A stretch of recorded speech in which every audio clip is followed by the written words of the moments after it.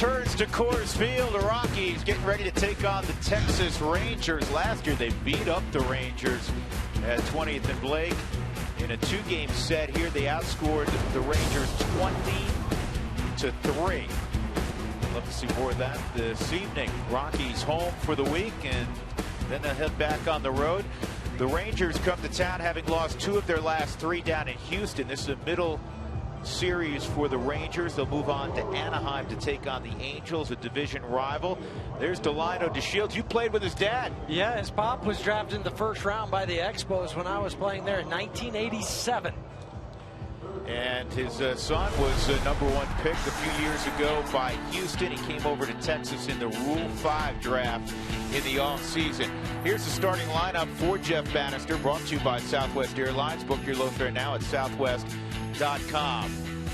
And in the 2-hole, it'll be Rougned Odor. Prince Fielder will bat third. Then the great Adrian Beltre in the cleanup spot. Josh Hamilton back from a hamstring injury. Elvis Andrus will bat 6th. Ryan Arua, Tomas Telis, and Nick Martinez 1 through 9 in that Ranger lineup. And on the mound for the Rockies, left-hander Chris Russin. It'll be the 9th start this year for Chris, and he's got a sub-4 ERA. Well, his last time he started was back on July 8th against the Angels. That was a ball game, pitched pretty well. 5th quality start of the year. Had the relief appearance against Atlanta where he threw 2 innings prior to the All-Star break, and then coming here at home. And I think this is a good matchup for him in 2 reasons. One, he's pitched very nicely here at Coors, 2-0 with a 3 ERA. The second thing is, the Rangers don't hit left-handers particularly well. So 2 out of the next 3 days, the Rockies are going to throw left-handers at this lineup for the Rangers. So Chris Russin finishing his warm-up tosses. The Rockies yesterday, again, plenty of talk around the ballpark today about the oddness of having a rainout in San Diego. It was the first rainout ever in July in San Diego baseball history, and not just at Petco. It goes all the way back to when in the 60s when the Padres first came to be.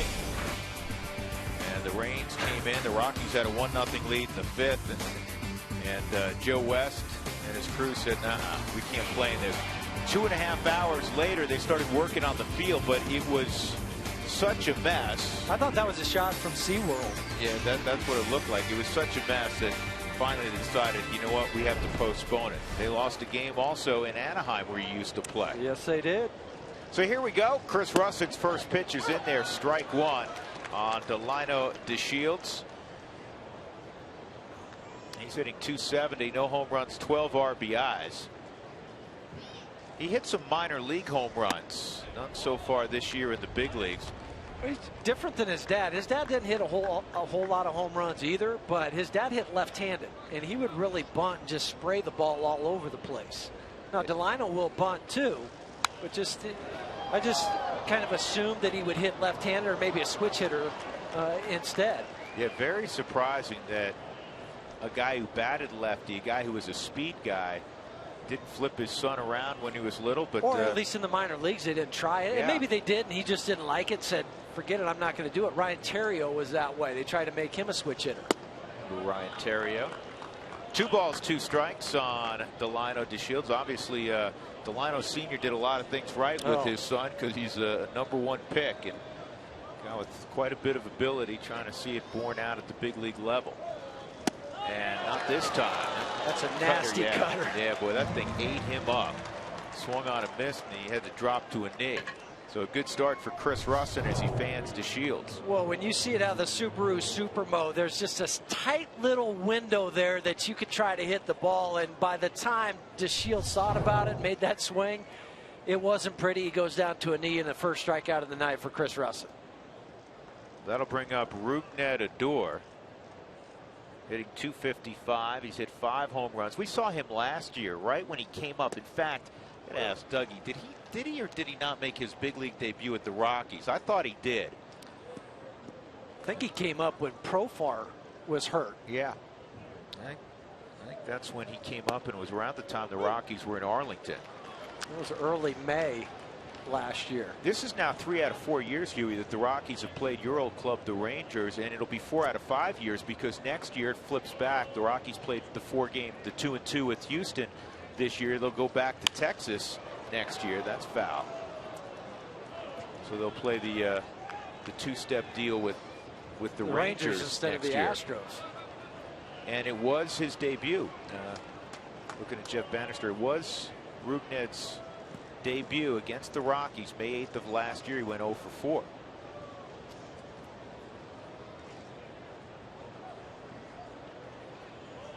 Asking for the slider down. Well, it was certainly down. 1-2. And that's not a bad 0-2 pitch. No, I would rather have it there where it looks similar to a strike coming out of the hand, but then bounces in front of the plate than the hanger that goes up there and gets hit. He wants a sinker. Good pitch, well located. I'm a fan of Chris Russin's, and I know you are also, because when you played behind a guy, you could tell a pitcher who was really competitive, really focused. And listen, he's not going to be confused with Clayton Kershaw's stuff. Sure. But he has a great focus when he gets on the mound, and he's all business. Well, and when you're playing behind somebody like that, it just gives you that confidence too, because you know he's going out there, he's going to battle, do whatever he needs to do to get through. And for Chris, there's no sense being somebody you're not. If you don't have the Clayton Kershaw curveball, don't throw it. You don't have the 96-mile-an-hour fastball, be who you are. And I think that's where Chris is in his career now. He understands what type of pitcher he is. And Steve Foster's really good about exactly what you said. Telling guys, be who you are, understand who you are. And I think it's the same thing offensively. It is. It is. Don't ask somebody to be a home run hitter when they're a gap hitter. Right. I mean, for you, that wasn't your game. No, if you all of a sudden you dropped your back shoulder and trying to pull everything, that wouldn't have been very wise. Or how about DJ this year? He realized, okay, I'm not going to be a 20 home run guy, but he's wearing out the right field and hitting .313. Nothing wrong with that. Speaking of DJ, he's going to have an opportunity here. Quick hands, and they're 2 outs. Take a look at the Rockies defensively. In the outfield, Brandon Barnes gets the start in left field. Former football star in Southern California. Charlie Blackmon in center. Cargo is in right. Arenado and Tulowitzki on the left side. DJ along with Ben Paulson. Paulson getting all the starts so far in the second half at first base. And Nick Hundley is behind the plate. There's Ben. Rockies have seen a series of right-handers, so he has been in there at first base. It is his natural position. He's played a little outfield for the Rockies. And the first pitch to Prince Fielder swung on and missed. Prince will see a shift from the Rockies. What an extraordinary hitter, man. Well, 337 average. That's second in the American League. He's first in multi-hit games. Not this time. You get him out in a nice soft ground ball. Quick and efficient inning from Chris Russell. Yeah, a couple mishit ground balls and the strikeout on the great cutter against DeShields. We'll see the Rockies on offense when we come back.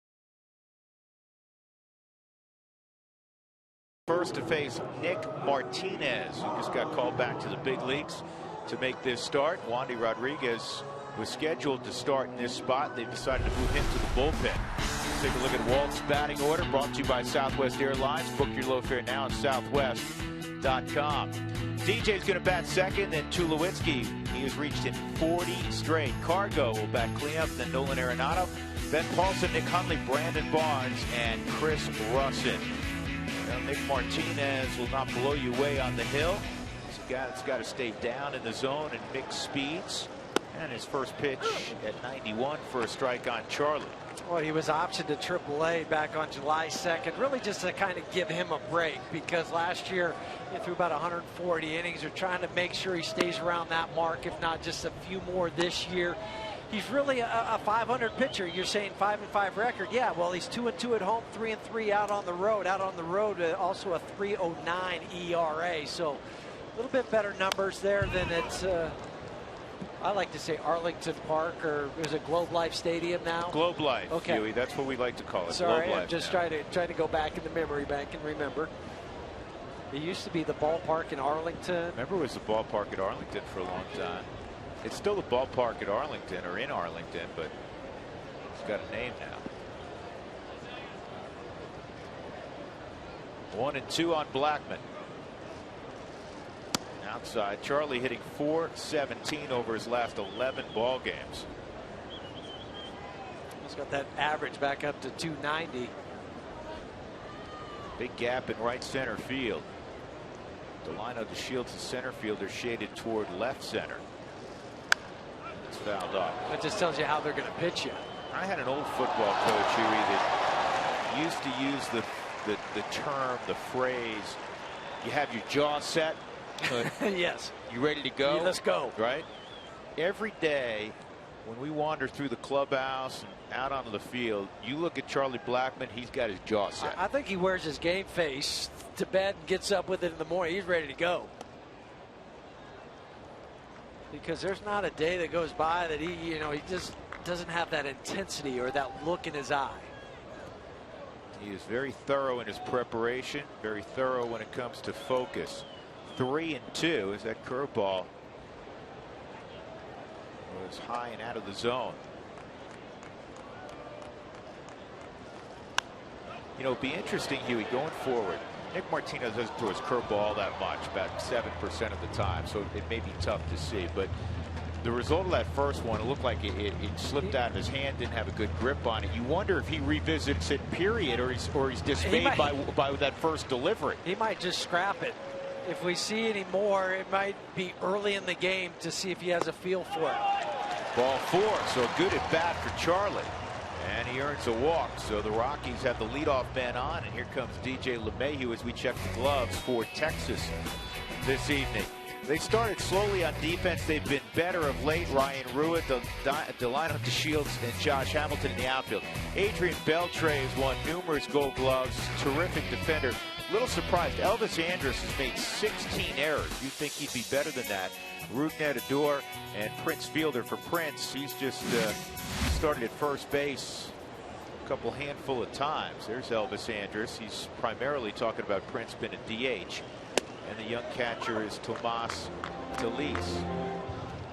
They wanted to make sure they got Prince's bat in the lineup, but it takes Mitch Moreland's bat out. And we'll see what they do tomorrow night, what route they decide to go, because it's just a handful of games for Prince. But he has played there a lot in his career with Milwaukee and Detroit. Inside out swing, and it's quickly 0-2. You were mentioning his penchant for going to the opposite field. How about 52% of the time he goes to the opposite field and produces a hit? Well, leads the major leagues in opposite field hits with over 50. I mean, play to your strength.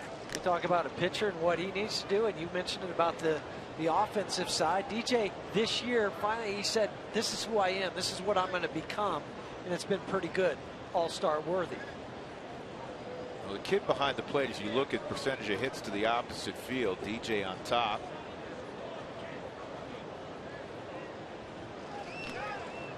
Taylor's saying he wanted to check again on the runner. Taylor's can throw. His minor league number is outstanding. Round Rock, he was throwing out just under 50% of would-be base stealers. Came up at the end of last year, and it really impressed the brass in how he could handle the pitching, but didn't seem overwhelmed. That's inside.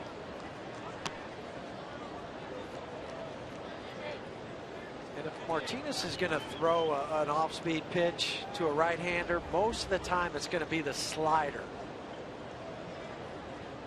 And there it is. It was just called for.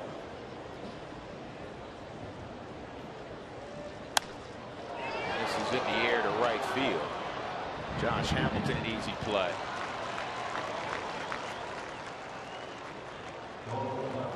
Again, when you get into interleague play, you get your scouting reports. Chris Warren does a great job with that.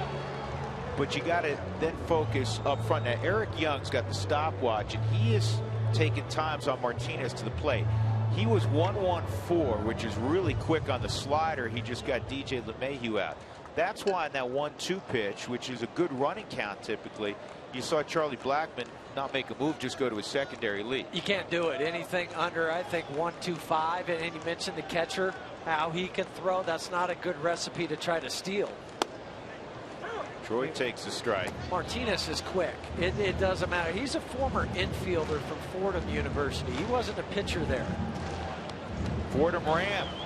My dad went to law school there.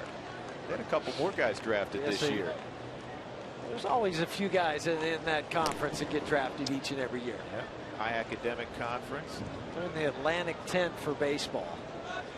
There you go, Huey. You are so much better versed on East Coast sports since the last 4 Kyle years. Went to UConn. Telling no doubt about it. You couldn't have found Connecticut on a map 4 years ago. I couldn't spell it 4 years ago. I still can't. You still can't spell it, but that's why I go with just the UConn. And Troy takes another fastball for a strike. Rockies saw Martinez briefly last year. Remember, he made a relief appearance against Colorado. Yeah, 1 inning, couple hits, 2 strikeouts, didn't give up any runs. Came in. That was a game he came in for Matt Harrison. Rockies will see Matt Harrison tomorrow.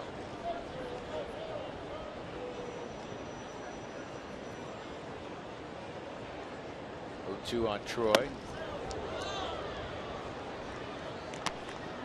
They said this kid wasn't afraid to pitch inside. When you don't have an overpowering fastball, you have to pitch to both sides.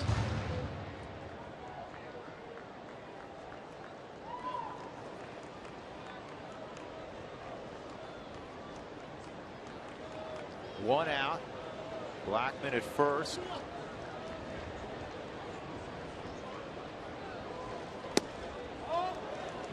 Tulo, he has that style of jumping off of jumping out of the way of pitches, that almost trying to influence an umpire, because a lot of times you'll see him move dramatically like that and think, wow, that thing must be well inside, and it's really just off the plate. But I think he's doing part of that to sell the umpire. Frank Thomas was that way. Big Frank. He would jump out of the way on a ball that was 2 inches inside, and you would thought, oh, that's a foot. That's not even close. Troy reaches for it and pops it up. Adrian Beltre coming down the line will make the play. Willie Mays style. That was different. I guess when you've won as many Gold Gloves as he has, you can catch the ball that way. He may have been doing that, Huey, to protect his thumb. That. I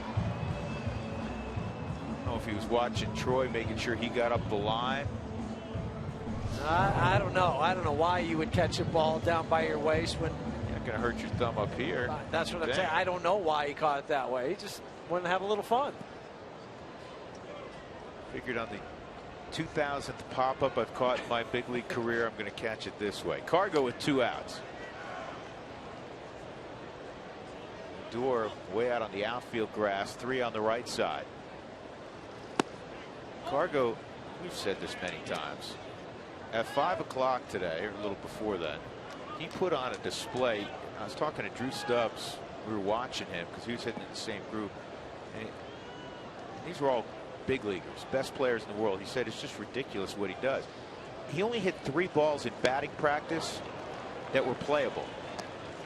That's why if you don't have that kind of power, you don't jump into those groups.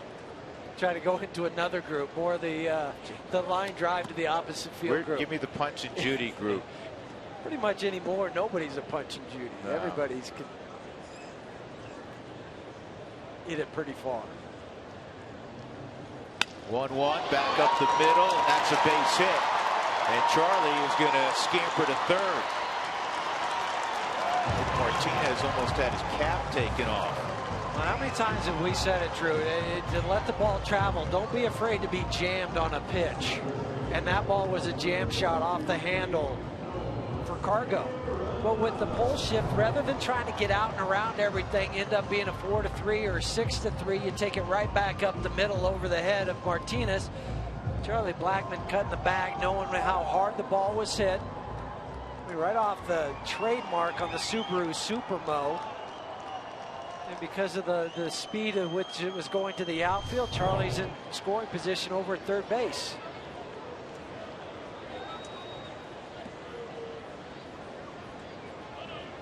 So here's Nolan, a chance for the Rockies to get a quick jump on the Rangers. Outfield straight up, and Nolan takes a slider for a strike.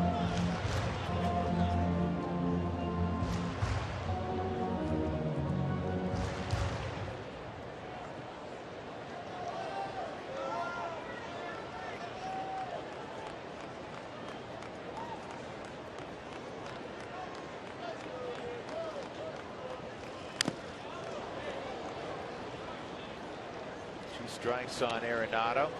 Who wants tacos when the Rockies score 7 or more? You know the drill. Go to participating Colorado Taco Bell locations the following day. Make sure you arrive between 4 and 6. Get your Rockies taco special. Lip Moss at Taco Bell.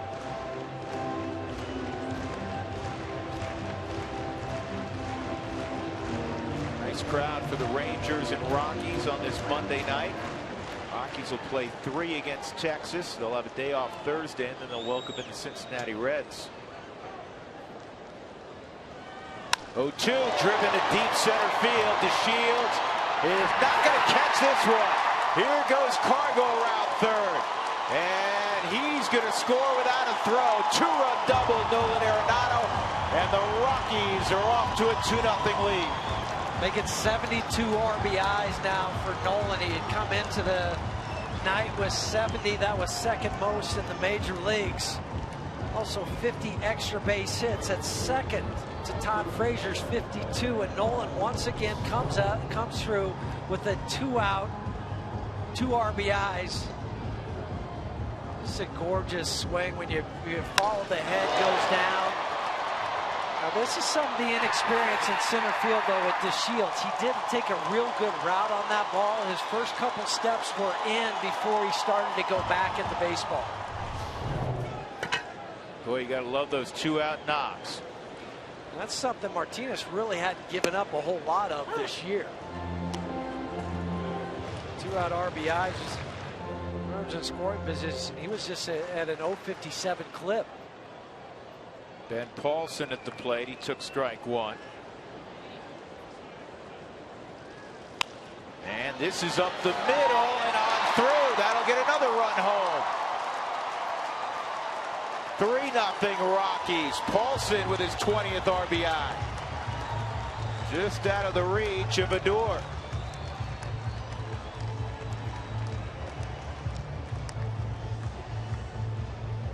We've had 2 balls this half inning. They were more of the seeing eye variety. This one by Ben. I also saw the one by Cargo. Nolan's was hit hard, but these 2 just out of the reach. And that one was out of the reach of Odor. But put the ball in play, good things happen. That'll bring up Nick Hundley. Nick lost a base hit in the rain out yesterday. Base hit that drove in the only run of the game. Again, it was washed away in the top of the 5th inning. 1-0 Colorado. So all those stats, everything that you witnessed yesterday never happened. Unfortunately, for Eddie Butler, it never happened. This ball's hit to deep right field. Hamilton going back. And at the wall, he'll make the catch. That'll end the first frame, but a very productive first inning for the Rockies. 3 straight hits, delivers 3 runs.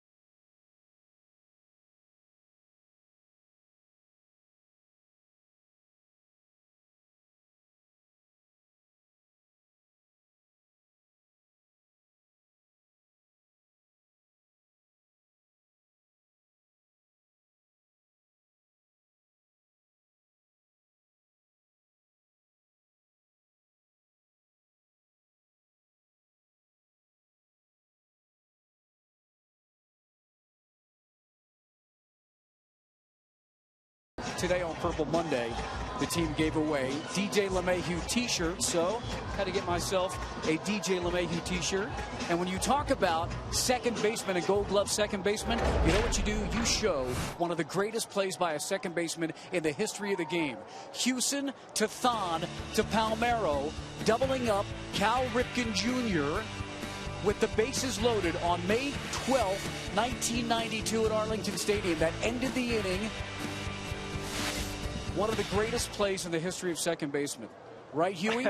Well, it's definitely in my top two. Come on, it's Texas. The Rangers are here. Yeah, and Bobby Witt was on the hill. He was. So, yeah, bases loaded. Yeah, it was fun. It was one of those instinctual plays. It kind of takes me back to my basketball playing days. I didn't know I did it until after I did it, and I said to myself, oh, no, you just threw that behind your back. Now, I know you played mainly shortstop, but you did play a bunch of games for the Rangers at second. Yeah, when Dickie Thon came over, I also had Manny Lee came down from Toronto. Both those guys are playing, so I slid over to second base. Didn't matter as long as my name was in the lineup. I'm in awe. It takes rare athletic ability to pull something like that off. Just in awe. You know, it was so much fun because, I mean, obviously the crowd gives you a standing ovation. You get to tip your cap and, you know. Why'd you spill your juice tonight at dinner then? Well, because I think the hands are still there. The quickness might not be quite what the box score. And why did Bobby Valentine pinch hit somebody named like Monty Ferris for you? No, Monty was a shortstop out of Oklahoma State. Big right-handed hitting guy. Bobby did that a lot to me. He did it one time. We were playing in Detroit. I hit a home run already earlier in the game. I had a 1-0 count. He sent it, goes timeout. Sent somebody He pulled you out with a 1-0 count? Really? Yes, he sent Jack Doherty up to hit. Did you hear your parents call? Well, I should have. No, we didn't do that back then. But I hit a home run. I only hit eight home runs in my career. You went like this, yes, right? I was like, what? Tiger Stadium? With a 1-0 count, no less. Yeah. How about that? Jeff, what did Steve Buechele have to say today? Hey, Boo and I, we played 3 years together, and what a great time it was down there. But Boo's the bench coach now for the Texas Rangers. Real quick story. How about Boo, though? How about this house at Stanford? Steve Buechele, Mike Aldretti, and some guy named John Elway. Yeah, those three guys, they were roommates out in Stanford. Shared study hall together? Yeah, I'm sure they did. But you want to play pickup game of anything, you're probably going to lose against that house. You're probably going to come in second. Adrian Beltre at the plate. It's a 2-2 count. Hey, by the way, very quickly, Mark, does that, with DJ's T-shirt on today, does that count as Jersey Mark? You know, Jersey Mark was a success last week against the Braves, but that Jersey fund kind of dried up. So, well, maybe we can all bring jerseys for you. We don't want you spending a couple $100 every night on a jersey. That's not right for That's you. That's a good plan, Drew. That just got to go through the clubhouse. Go to the clubhouse. Exactly. You get an LSU jersey, I bet you, from DJ borrow for a game. That would be sweet to wear. That would be really we got to start that. Yeah, we got to get that going. Well, let's see how the result ends up tonight. Get a Clemson jersey from Paulson. What else? We get a Long Beach Georgia Tech jersey. You get a Georgia Tech jersey from Blackman. Kentucky Wildcat for Chris Russin. That's right. He may just bring the hoop jersey for you. Outside on Beltre, 3-2. Might have a tough time getting that one out of Jenny Kavanaugh's hands if it's a hoops jersey from Kentucky. He's a big Kentucky basketball fan. He's got deep roots in the state of Kentucky. Bluegrass State, 3-2 on Adrian Beltre. And Beltre lines it into Tulowitzki. Troy's got it. And that's about the only way the Rockies seem to get Adrian out. He brought a .397 career average at Coors Field into the ballpark tonight. And that's in 60 ball games. This is his 61st game at Coors Field. A little bit of a snow cone from Troy. Doesn't matter. Sticks in the glove. Jump, leap, and then squeeze that glove as hard as you can.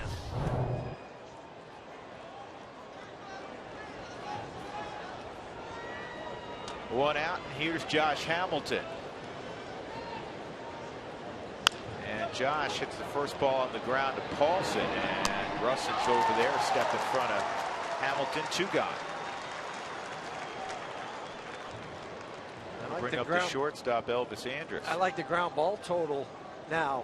He had the line out and a strikeout, but the other 3 have been on the ground. Tells you you're getting some action on the baseball. then the stall tactic. Ben, this is smart. Let me just stall for a second. You had to run over to first, catch your breath, don't lose focus.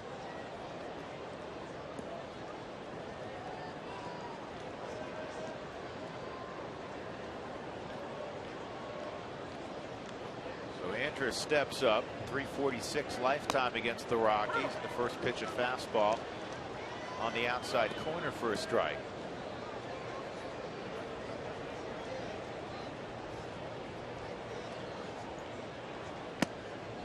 Cuts inside, 1 ball, 1 strike.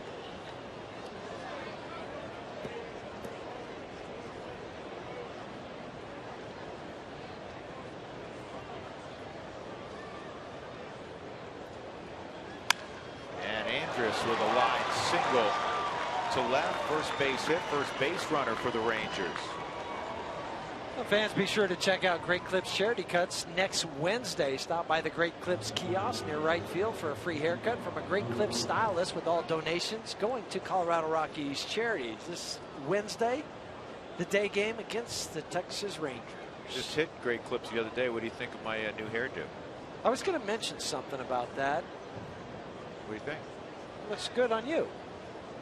As opposed to other people? No, I'm just saying. Did you go to the Great Clips charity cut, or did you just go to a regular one? I went to a regular. Okay. Ryan Arua out of Amherst, Ohio at the plate. Ryan has hit 3 solo home runs this year. And that accounts for his 3 RBIs. He was hurt for a while. Ankle surgery.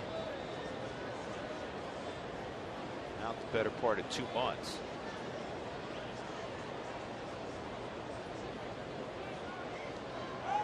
And they got it. Beautiful move. Russin picks off Andrus. Ryan Rua, you're going to have to wait an inning. 3-0 Colorado, middle of 2.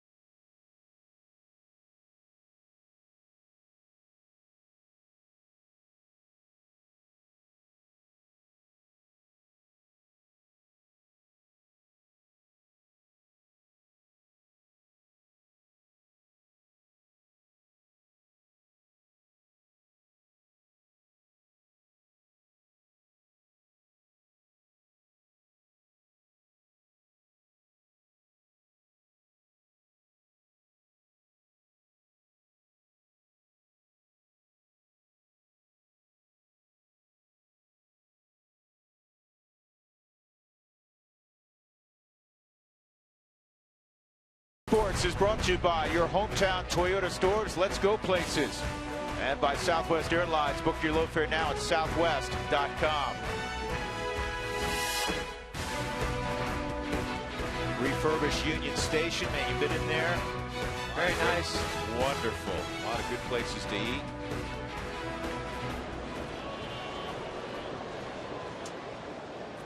We are set here in the bottom of the 2nd inning. At the plate is Brandon Barnes. Rockies sent 7 to the plate in the first inning, scored 3 times.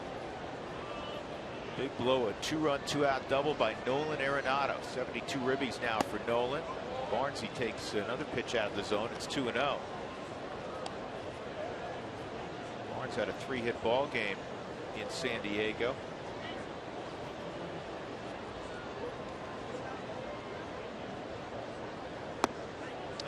first strike. Tell you a quick story about Barnes. Do you know that he did not play baseball his senior year of high school? Concentrating on football. He was concentrating on football, and he kind of flip-flopped, because then he was going to, for a while, he was going to go to UCLA and play football on a partial scholarship, and there was a change in the coaching staff, so he decided, all right, I'm going to go play junior college football. And that summer, after his senior year, he hadn't played baseball in basically a year. He goes with a traveling team to this tournament with some buddies. This ball's line to center field, get down. And they played 10 games in this national level tournament. And he said he hit like 8 home runs. Next thing you know, he goes, yeah, I'm going to try to play baseball again. Good decision. So what you're saying is it's good to have athletic talent like that, where you just pick something up a year later and be better than everybody else? Yeah, he said, you know, I'd take some hacks on the weekend, work in the cage a little bit, but well, we've often said about Brandon, and I say this with the highest of compliments, he plays baseball with a football mentality, and I like those guys, and I know you like those guys. Runner going, Russin pulled the bunt back and fired at it. The pitch was fouled off, so Barnes will have to come back. Seen that numerous times from Chris. 4 for 18 on the season, 222 average. Not afraid to pull it back, especially where Adrian Beltre is playing right now. I mean, Adrian can't be more than 70 feet away from home. Yeah, I think you're being kind. I think it's even less than that. Russin can handle the bat. Now I would do it again now that the count's gotten back to an even count. It's one of Walt's favorite plays, the slug bunt. Because there's so many people moving. You have the second baseman going, the shortstop going to the back, third baseman. You just hit it on the ground. You're going to stay out of the double play. And you might have a chance to go first and third. And you have a nice combination here. You got a guy who can run at first base. He's going to do a little gardening right now, Brandon Barnes. And you have by pitcher standards, you have a guy who handles the bat pretty well at the plate. And the key with the slug bunt or whatever you want to call it is to think about hitting down on the ball, get the top half of the ball. Don't worry about hitting it hard. Just get on top of it. This time he gets the bunt down, and the throw to first will get Russin. So it's a successful sacrifice by Chris. Barnes in scoring position. 1-3 on the sac bunt. The Rockies will have a couple of opportunities to get a 4th run home. Charlie Blackmon will come up. Charlie walked and scored in the first. Second sacrifice of the season for Chris.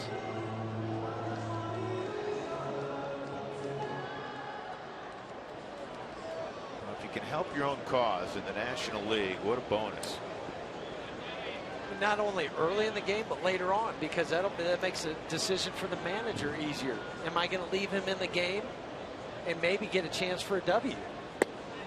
Or do I have to take him out for a pinch hitter when the score is close? Charlie had a great at bat in walking last inning. An 8-pitch at bat. Yeah, it was an 8-pitch at bat. He fouled pitches off. Was behind initially. 0-1. Now he's behind 0-2.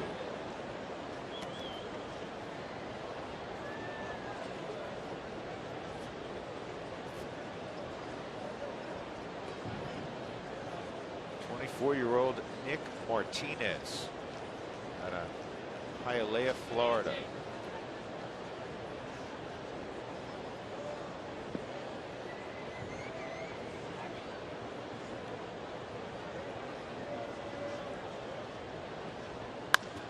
That's a base hit up the middle, and around third, here comes Barnes, and the Rockies have a 4-0 lead. Nice job building a run there by Colorado. Chris Russin helping himself out, getting Brandon to second, but then Charlie Blackmon doing his thing. 42 RBIs. It's a flat slider. It started to break at the end, but he went down and got it on the Subaru Supermo. It's the second ball that's been hit up the middle. One by Ben Paulson for an RBI single. Now Charlie Blackmon for an RBI single. You like hit and run on the first pitch here, Huey? I do, because you can't probably steal a base because of Martinez and his times to the plate. And he might be a little rattled. The first inning, I gave up 3 runs with 2 outs. Here, they manufacture a run on me. My first time ever pitching at Coors Field.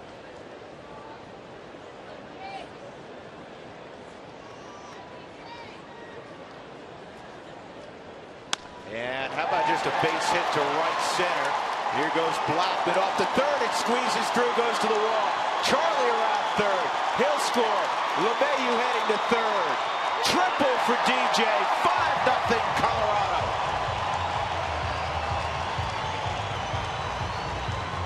Third triple of the year for LeMahieu. Josh Hamilton, playing his first game ever at Coors Field, got tricked. Well, he didn't think that this ball was going to travel as far as it did. DJ, a glorious inside out swing. And he can create backspin on that when most guys can't. And then Josh took the T route to that, went over straight, and then had to curl back and go get the baseball. It's 55 runs now for Charlie Blackman. That's 5th in the National League.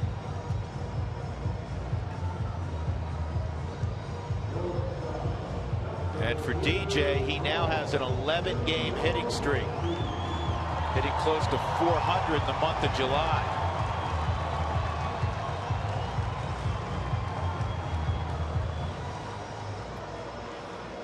This is kind of the offense we saw in the Atlanta series. Joey, even more so, because the Rockies, if you remember, got a lot of hits the first 3 games. The 4th game, they blew it open early. They had 11 runs, but the first 3 games, a lot of hits, but didn't convert with runners in scoring position real frequently. Tulo takes a slider off the plate, but here early in this game, they got the 2-out hits in the first inning, and now they have 3 more hits, 2 more runs in the second, and with 1 out, DJ's 90 feet away from scoring the Rockies' 6th run. Tulowitzki with 50 RBIs, a chance for number 51. And you have the infield in, so it makes it much easier for Troy, who's 16 for his last 32 with runners in scoring position. Very smart at bat by a middle of the order veteran. First of all, the 2 pitchers were balls, but not over anxious. He wants a ball up that he can lift. And the easiest ball to do that is one that's away from you. Don't try to do it on something that's in and or down. Slider on a 2-0 pitch is in there, 2-1. So Troy's reached in 40 straight. To give you an idea of how prolific that is, the next best active streak in baseball is 21 straight by All-Star Brett Gardner of the Yankees. 2-1.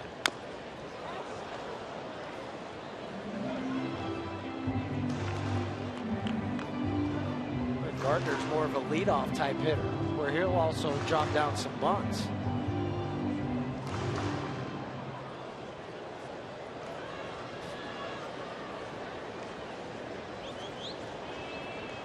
Troy 3 for 5 in the San Diego series, including a home run.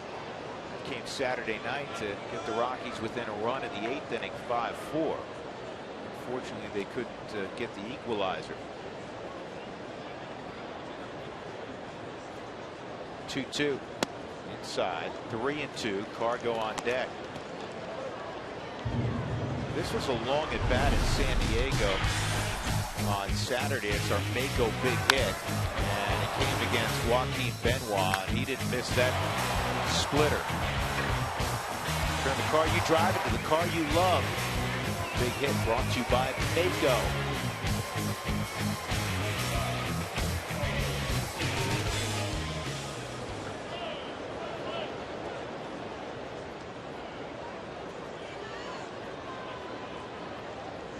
So a 3-2 count on Tulowitzki, and now back out again.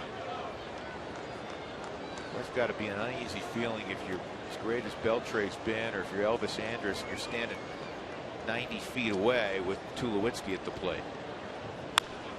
That's fouled off.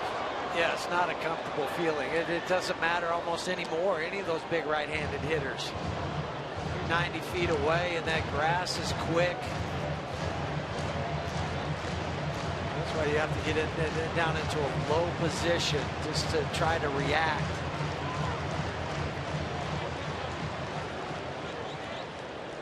Outfielder's playing pretty deep, so anything in the air is going to score. If not, he's going to maybe drop in front of the outfielders for a base hit. This ball driven high and deep left center field. Take a good look. You won't see it for long. Tulowitzki has done it again. Well, that's one way to extend your consecutive on-base streak. He just passed him through on base this time. Right. Home run number 12 for Tulo. And the Rockies have 7 in an inning and a third. Welcome home. The 11th home run given up by Nick Martinez, the 12th home run hit by Troy. We showed a no-doubter in San Diego. Well, this is a no-doubter at Coors Field. Hey, Ryan ruined the line of the Shields. They barely moved. No reason to, because it was hit so hard and so far. I mean, even the infielders, Andrus just peeks over his shoulder. He just stayed in the same position. 4 hits and a sac bunt in the inning as you look at the all-time streaks in Rockies history. Guys reaching. Michael Kadire at 46, set in 2013.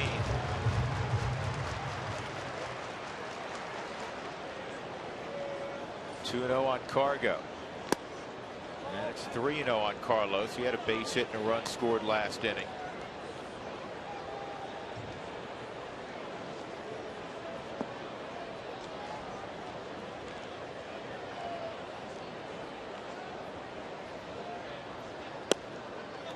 Three and 1.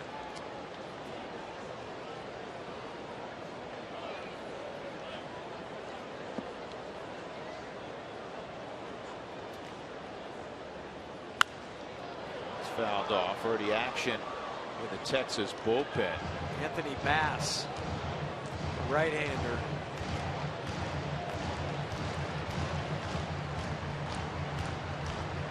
Former San Diego Padre. 3-2. And Cargo strikes out. That's the second out of the inning. First strikeout for Nick Martinez. Nolan Arenado coming up. Rockies fans, join in on the conversation. We invite you to send us your thoughts and or photos. Utilize Twitter, Instagram, or Facebook. Make sure you include the hashtag Toyota Talk. That is paramount.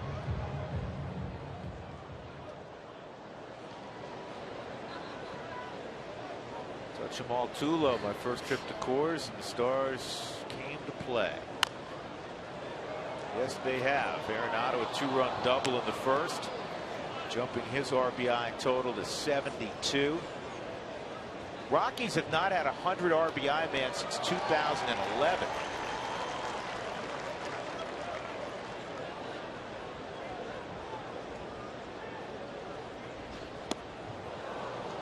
That's one where you take a walk. He got fooled badly there. You're going to take another walk and say, man, that wasn't very good. Why did I swing at that? Collect my thoughts. Say, okay, I got an 0-2 count, and he hasn't thrown a pitch within a foot of the plate. Now I just have to survive. Anybody that stepped into a box, you've had that swing, and it's not just one time through the course of the season. It's a few times where you say, I didn't see the ball out of the hand, and I still swung at it. What am I doing, you knucklehead? Your mind was sometimes a blank mind's a good mind. Sometimes a blank mind will get you in trouble. Did he hold up? Nope, he didn't. That'll end the inning. They check it first with Tom Hallion. In the inning, the Rockies throw up a 4 spot, highlighted by the 2-run home run from Troy Tulowitzki. 7-0 Colorado. It's 2 frames in.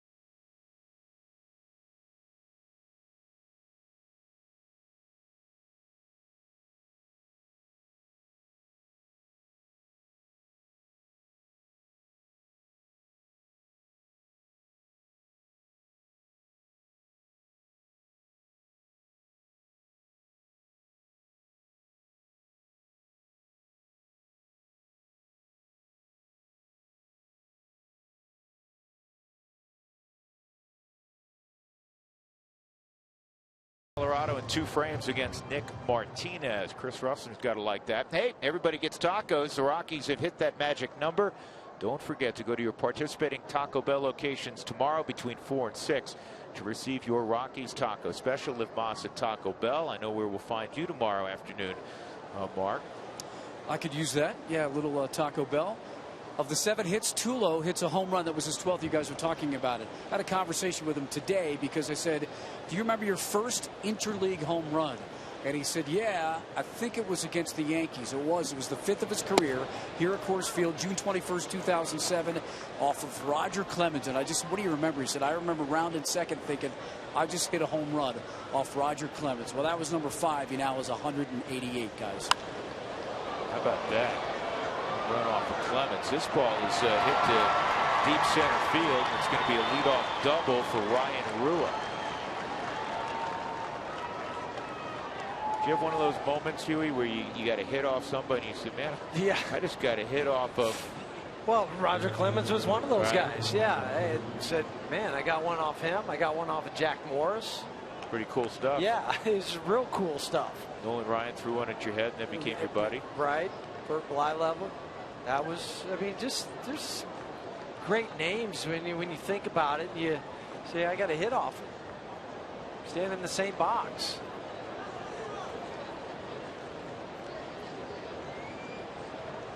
Tomas Taylor will come up, the young catcher, and he takes strike 1. Taylor was hitting .291 in Round Rock this year.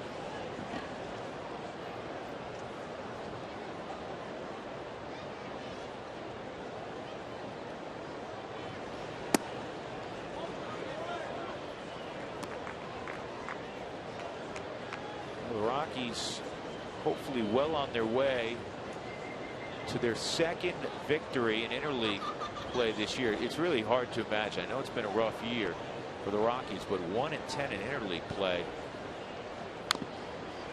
is really shocking. Back to 2009, how good they were in interleague play that year.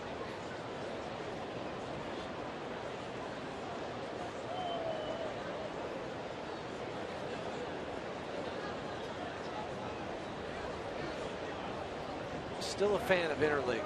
I like it. Oh, big fan.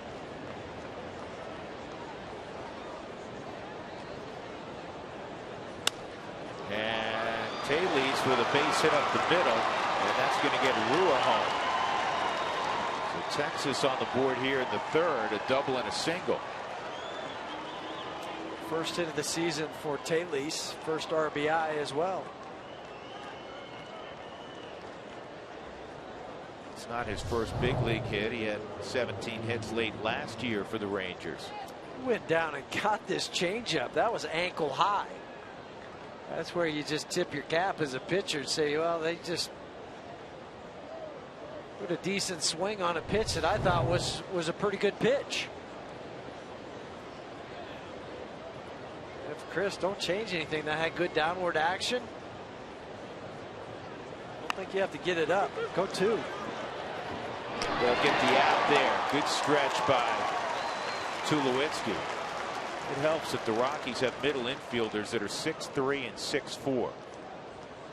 And you had the help from Nick Hundley behind the plate. You can yell. You hear him yelling 2 on this ball. Chris fields it, steps and throws, and just act like a first baseman like Troy did to get that lead runner, and you'll take the catcher off the base and you'll replace him with the pitcher. Well, the pitcher in Martinez is probably a faster guy, but he also still has to run the bases and out there longer.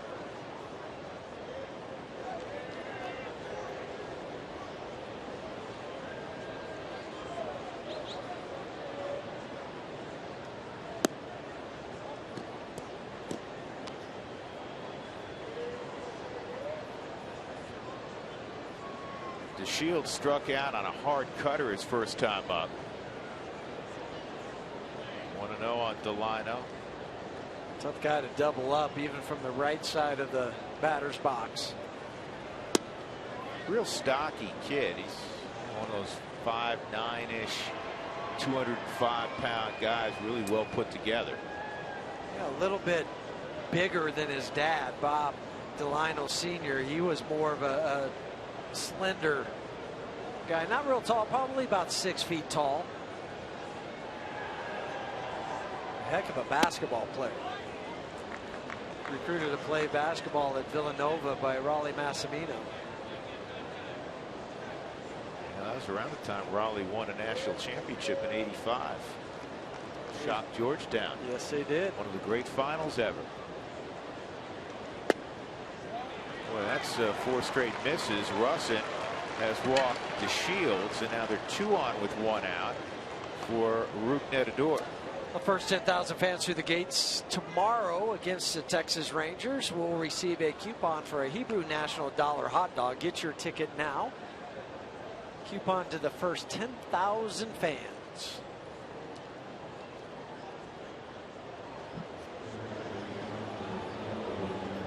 Perfect night for baseball. Game time temperature 73 degrees. The rain evidently moved to the south. We had a little bit of a sprinkle during batting practice. Nothing enough to interrupt BP. You know, something like San Diego, for instance, this time of year.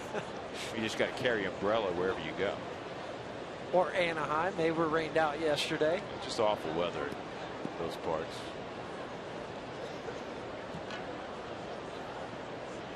Adore has been the leading hitter in the month of July for Texas, hitting .333. It's been a tough month for the Rangers. They are 3-10 in July. And they're down 7-1 here to the Rockies in the 3rd inning. Jeff Bannister, long-time member of the Pittsburgh Pirate organization.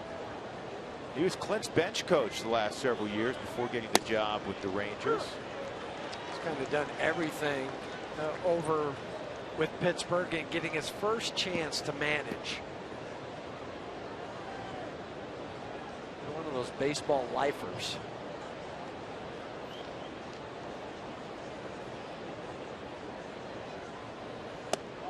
That's a good pitch. 1-2.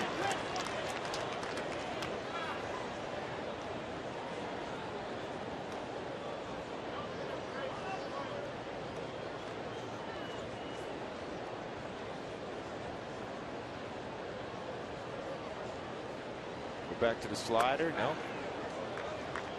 Fastball, and it was in. 2-2 on Odor. Not hitting much against lefties. 197. Not hitting much with runners in scoring position. 195. He got him with a four-seam fastball under the hands in his first at bat. He went slider, and you got to head to the dugout. 2 outs. That is the 2nd strikeout for Chris Russin. This just froze Odor. Really pull down hard out of the hand and the wrist and finish out front. They just look and then just walk back to the dugout. Not out of danger yet with Prince Fielder. Jam Prince's first time up, hit a little bouncer to Paulson, and that's in there for a strike.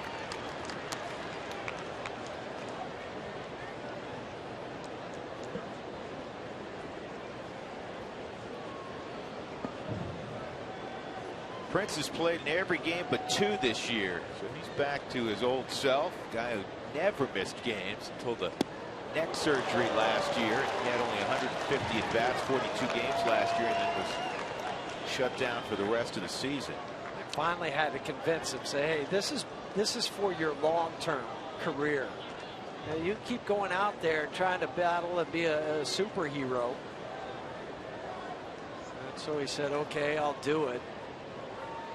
Anytime you start talking about the neck and back surgery, it is a little scary.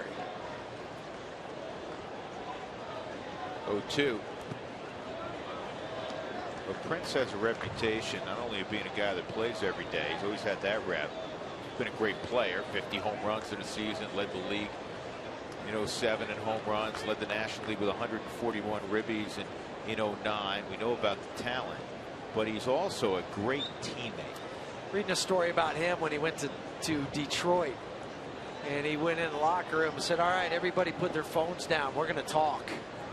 And just put them away. Yeah, he meant on an everyday basis. In other words, when you came into the clubhouse, let's not sit there and not communicate at all and just stare at our phone as we all watch our teenagers do every night.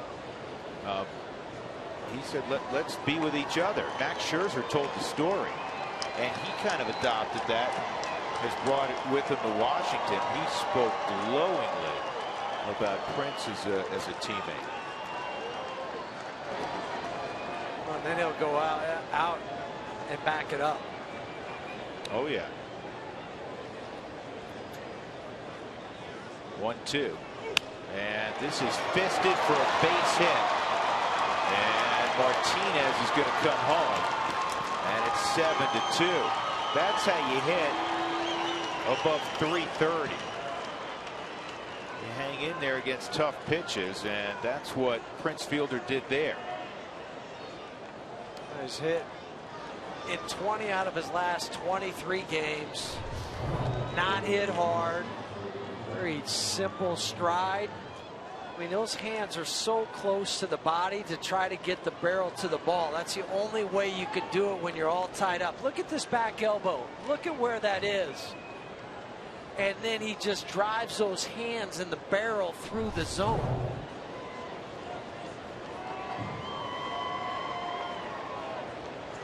Adrian Beltre at the plate, and Beltre bounces it right to DJ, and that'll end the inning. But the Rangers come up with a couple of runs on a couple of hits, and it's 7-2 Colorado, middle of 3.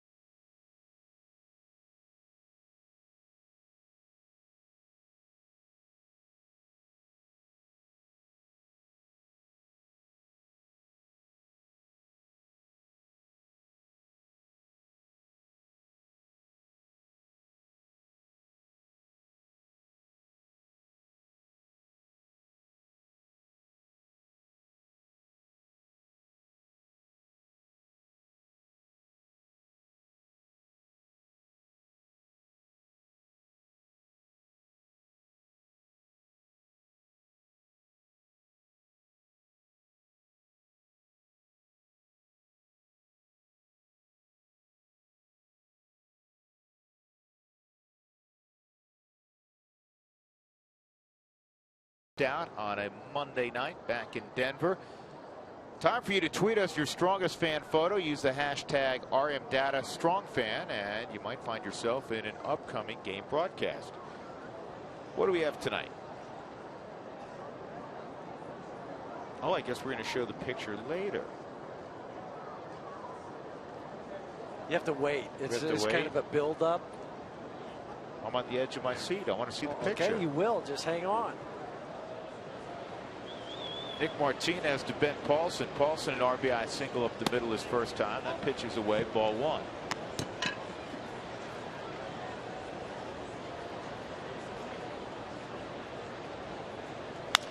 This ball is hooked to second. Lindor has it, 1 out. That'll bring up Nick Hundley, who drove Josh Hamilton to the fence in right field his first time. Rockies have won 8 of their last 11 at home. They're still under 500 at 20th and Blake, 21 and 24. Certainly trending in the right direction. Boy, Nick has been Mr. Steady. He had 317 in April, 292 in May, 286 in June, and so far in July he's hitting 342. That's how you hit 300 for the year. You don't have those big spikes. Go high one month, down, way down in the valley the next month.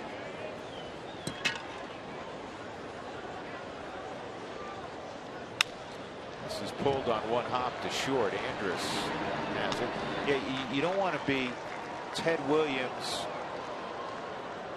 and Mario Mendoza in the same year. I mean, it would end up being 300, probably. You'd end up being Tony Gwynn. Right, but it makes for a hard 6 months when that happens. You hit 200 for a whole month. Two gone. Brandon Barnes, a single and a run scored in the second.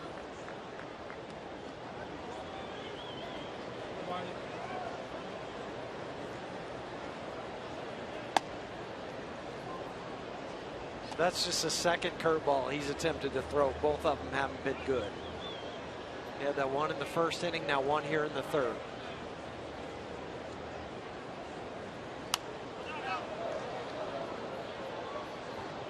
I think you're right. He'll probably end up scrapping it. Just go fastball, slider, changeup.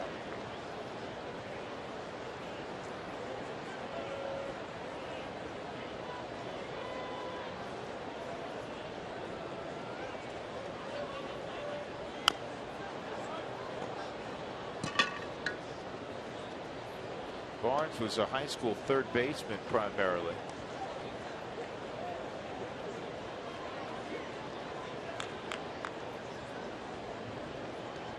Actually, originally was a shortstop, got called to the varsity his freshman year, played a little bit, and then got sent back down. And when he got back down, they already had a new shortstop. Said, you got to play third.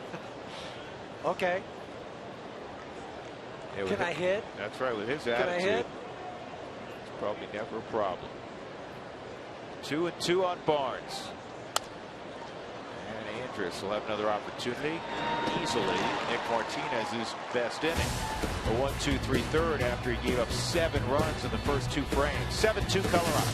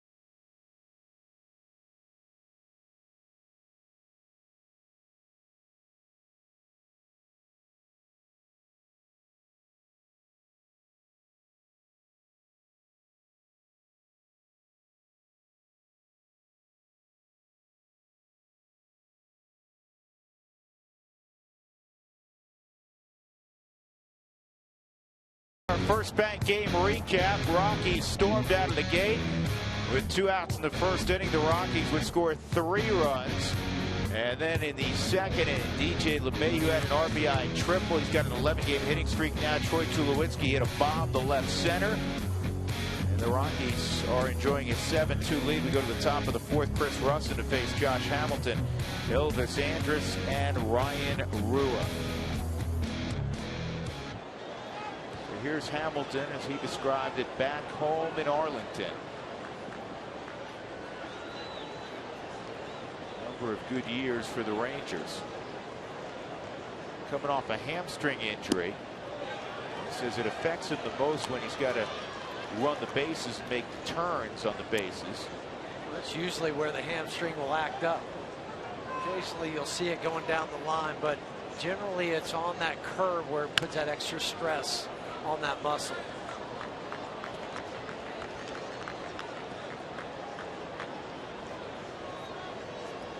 The home run derby still fresh on everybody's mind who witnessed it last week. It was a new home run derby with the 4 minutes for each hitter, and it really was well received. No one will ever forget what Josh Hamilton did in the old style home run derby at Yankee Stadium several years ago when he was hitting 500-foot blast after 500-foot blast.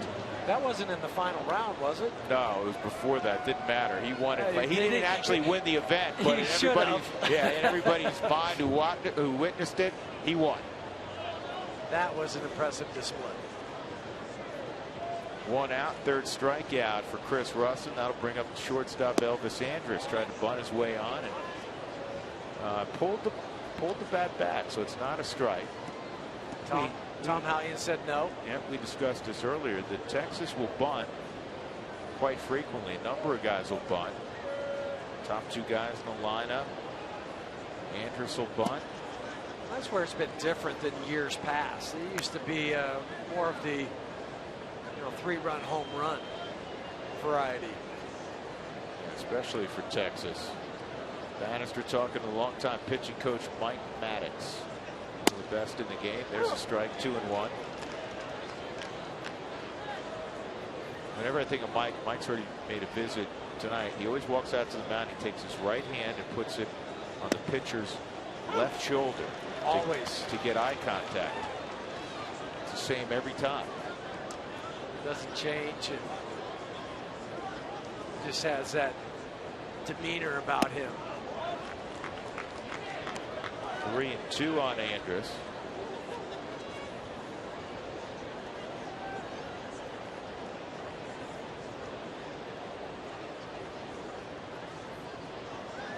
Actually, Dougie reminded us. There's a 1 hopper to second. DJ's got it. Justin Morneau actually won the contest in 08. Yes, he did. He won the home run derby in 08. But everybody remembers what Josh Hamilton did, and not that Justin ended up taking home the trophy. With every challenge call, the Subaru Eyesight Review will determine the outcome. Love, it's what makes a Subaru a Subaru. Ryan Rua led off last inning with a double to start a little 2-run rally for the Rangers. Got a little leg kick also. Guy hit with some pop in the minor leagues. Close to 70 minor league home runs and 300-plus games.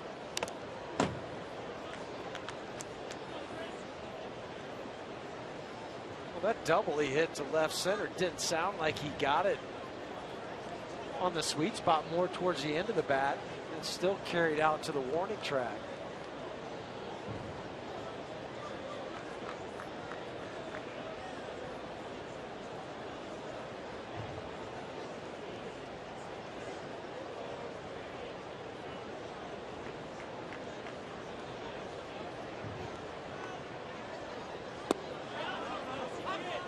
Check it out, no swing.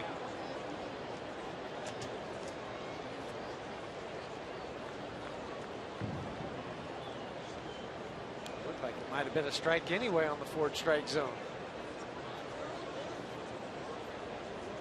It wasn't called. Now finish it off.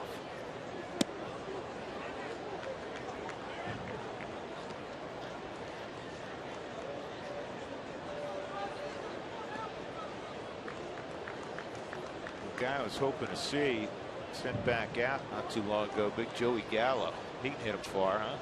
With some home runs, took Clayton Kershaw deep earlier this year. Good off-speed pitch, a strikeout of Rua. 2 strikeouts in a 1, 2, 3, 4th inning for Chris Russell. As we go to the bottom half of inning number 4, the Rockies leading 7-2 over the Rangers.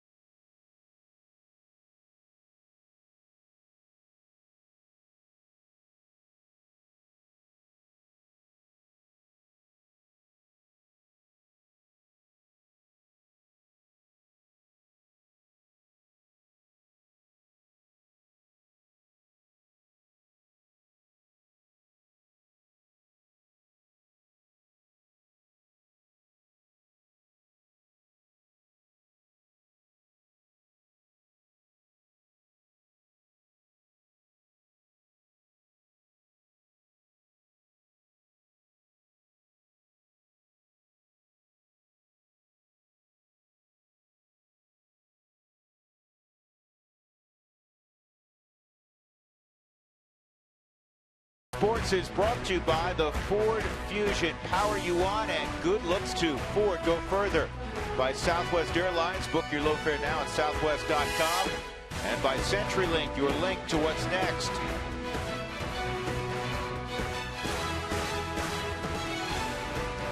Three against the Rangers, three later on this week against the Cincinnati Reds. Chris Russell will lead off in a 7-2 game. Rockies out in front, fourth inning, and that's a bouncer to Andrus, and that's three straight for Elvis.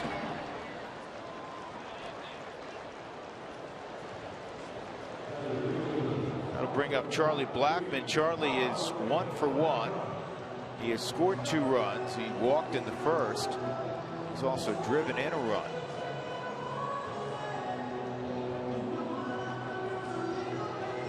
Did you catch the finish of the British today? Nice little playoff. Zach Johnson wins another major. What great theater. Jordan Spieth. Impossible not to root for him. Oh.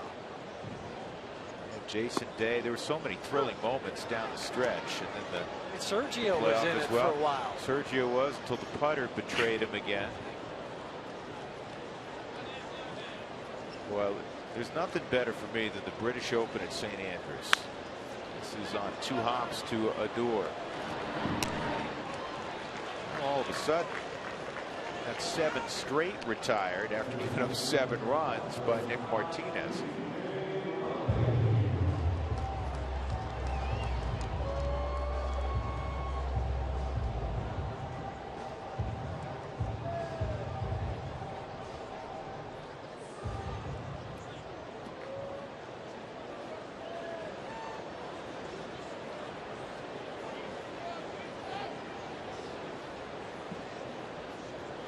DJ an RBI triple last at bat in the second inning, extending his hitting streak to 11 games. Raised his average up to 314.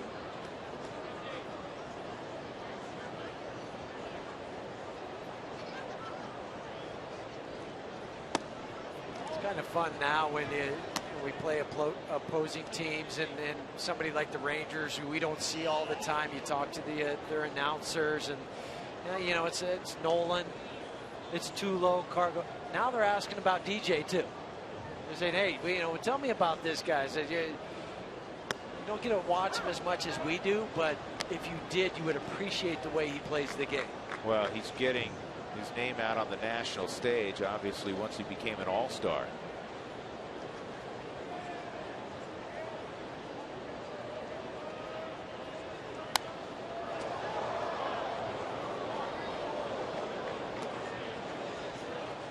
Two and 2 on LeMahieu.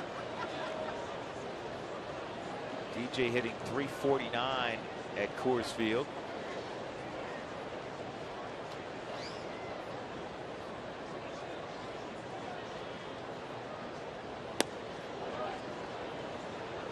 Three and 2. Trying to save an AB from Tulowitzki here in the fourth. Rockies up 7-2. They have out-hit Texas 7-4.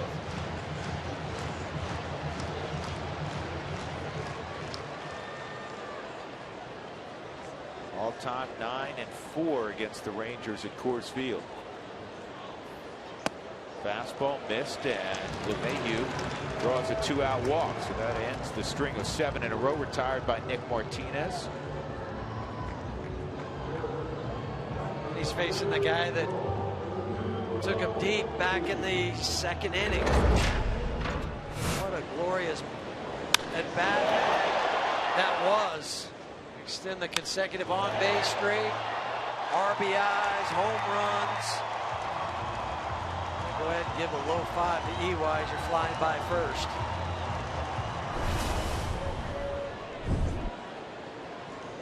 That was home run number 12 for Troy. You know the home runs will come. I mean, during the 21-game hitting streaks, throwing a lot of singles out there, some doubles. The home runs will come. It's not like the power's gone away. No, but just like his defense, where you're starting to see him dive and make plays again. There's nothing in the back of your mind about the body. It's clear now as a player. You have to overcome those hurdles. Well, he's one of the few guys in baseball. There are not a ton of guys who can go out and hit 20 home runs in a half a season. Troy's one of those guys. So, you know, the first half he had 11 home runs. He could very easily finish with 30 plus.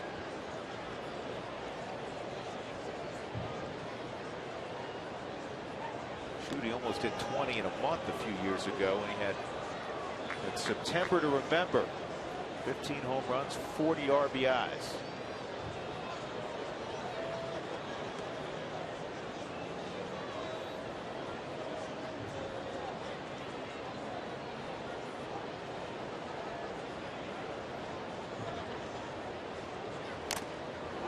You always want to keep adding on, particularly against this Texas Ranger team, whose bullpen has not been good.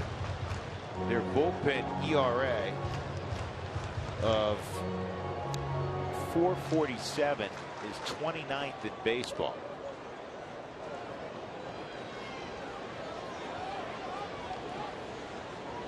And you're playing at home. Just don't give them a feeling like they can get back into it.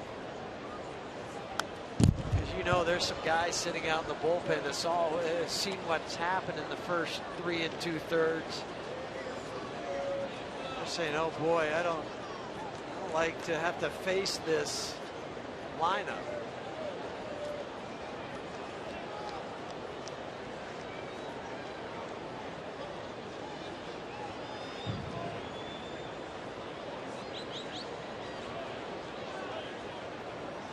DJ takes off, and the throw didn't get him. DJ underneath the tag is 11, stolen base. They got an off-speed pitch to steal on. That helps. You can see that Taylor has a big arm. Quick glance over the shoulder after about 3 strides, and then wisely goes into the back corner because of where Odor caught the baseball. See how he's out in front? That creates a long sweep tag going back, and he never tagged him until his glove was coming back around again. See how far out? He's a good foot out in front of the bag. That's not where you want to take a throw as a middle infielder. So many guys do that, though. Why? I don't know why. I mean, you should let the ball travel to you and drop the glove down. If you stand out in front, your natural tendency is to reach for the baseball. As you reach, the guy's sliding in, then you have to swipe another 3 feet behind you. And though it seems natural to do that, as former middle infielders like yourself, former instructors will tell you, the ball travels faster than your hand can travel. That's why you straddle the bag. Then if it's a bad throw, you read it, you go get it, and you knock it down. But the kid's only 21 years old. So, I mean, these are things, though, that you want to try to teach at a young age. You know, once you get catchers that can have the arms like you have at the big leagues, they got it. Yep. So Martinez hits Tulowitzki with a 2-2 pitch. I think it missed that elbow guard, and that'll put 2 on for Cargo.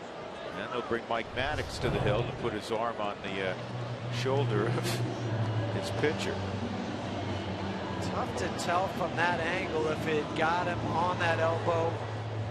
Well, it did clip the portion of it on the Subaru Supermo, and then also caught Talise's hand. I'd say that's probably about the 6th or 7th ball that has been inside to Troy tonight. The first 6 he's able to dance out of the way. That one, no. Well, the Rockies had a big 2-out rally in the first, getting 3 runs. First 2 guys in the inning grounded out, but then the walk to LeMahieu, stolen base. Tulowitzki hit by a pitch. See if Cargo can cash 1 or 2 in here.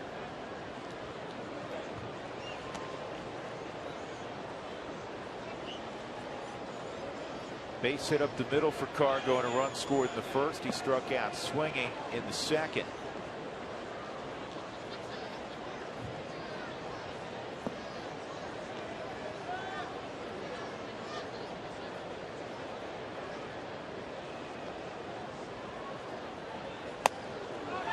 Snap throw. Just did get back. Well, if I had that arm, I'd show it off too. And why not? I mean, this is just an easy back pick for the shortstop. You see that he was already breaking. Andrus was before that pitch crossed home plate. That's just either kind of a look and an eye contact between the catcher and that middle infielder. Sometimes you'll give a sign, maybe a pick on your leg that you want to do a back pick.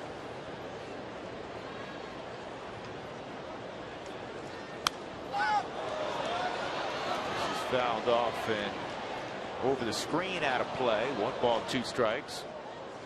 And on the road traveling and want to watch your Rockies, subscribe to MLB.TV Premium for live or on demand on over 400 devices. Real-time highlights, live look-ins, pitch tracking, and more.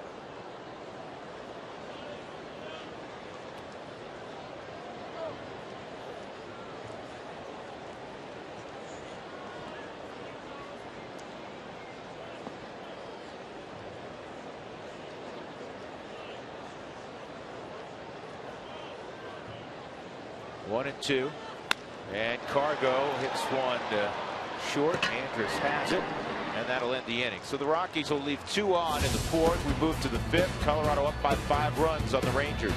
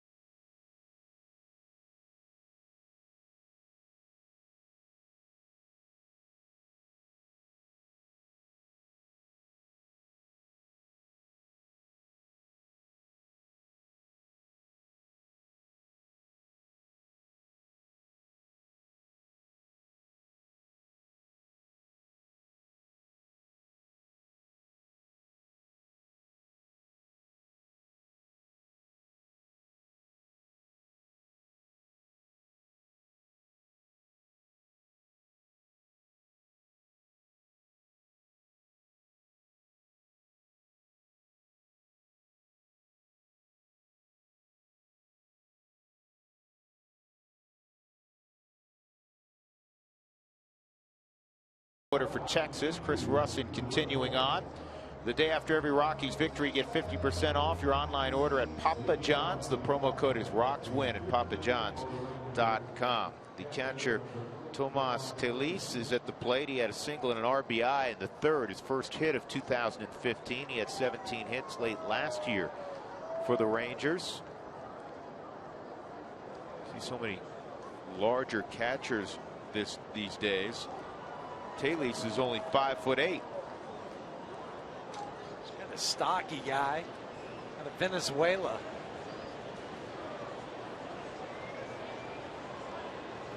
A lot of good receivers have come out of Venezuela, and that's going to find its way through the right side, a base hit. So he's 2 for 2. And that'll bring up Nick Martinez. Let's go downstairs and see what Mark Stout's up to. Mark, what are you doing? You know what, Drew? I want to show everybody a tweet that just came in, because Tyler Nevin, you remember that name, Phil Nevin's son, a high draft pick of the Rockies this year, hit his first home run as a pro today. And on this day back in 1976, this day in baseball history, Hank Aaron hit his final home run number 755. And I hope we can show you the list of players that hit home runs over the age of 40, the top 10, because Aaron on this day in 76 was 42 years old when he hit his final home run. At the top of the list is Bonds, and then it goes Fisk, Evans, Winfield, Yaz, Stan the Man, Raul Ibanez, You see Ted Williams, Hank, and then Greg Nettles is there with 40. They all hit those amount of home runs at age 40 or over. That's an interesting group, isn't it? A lot of big names. Yeah, well, you got to be a big name to hang around till you're 40. They're going to try to get the force again, and the throw hit Taillise. And now it's going to be a bang-bang play. Now, a lot of times, middle innings up 5 runs, you want to get outs. When in doubt, get the out. But I think if it was a good throw, they would have gotten him. But just like the first time, this throw takes it back into the runner. Remember how Troy had to stretch across the bag last time? Now this time it goes into the runner. You can't get around him either. You're trying to figure out a way to see through that runner and maybe catch the ball instead. Now you got first and second, nobody out, and another guy who can bunt. Delino DeShields, strikeout and a walk.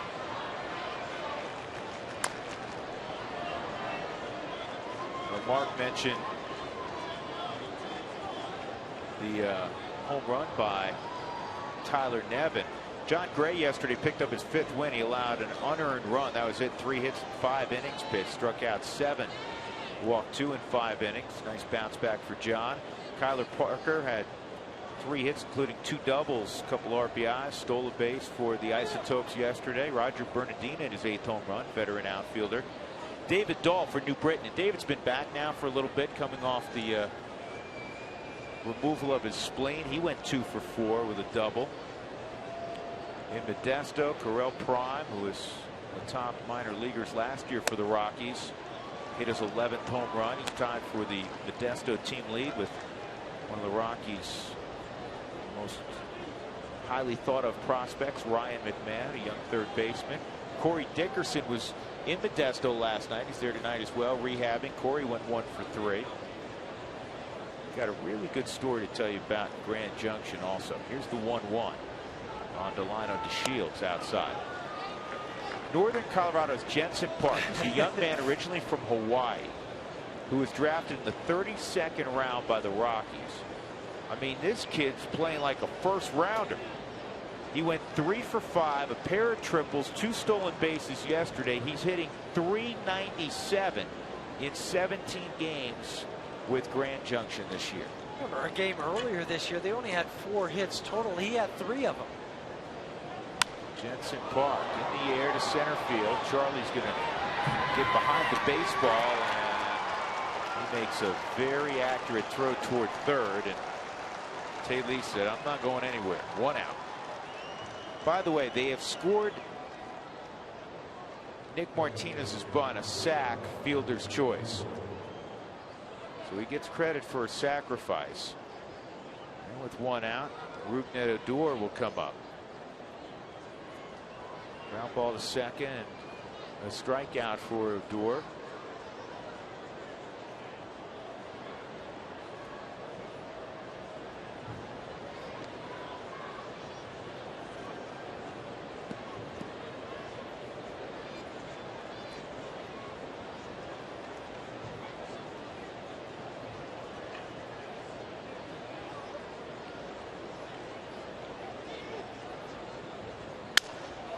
A broken bat base hit, and Taillise is going to come home. Cargo's throw is going to get him, I believe. No tag, evidently.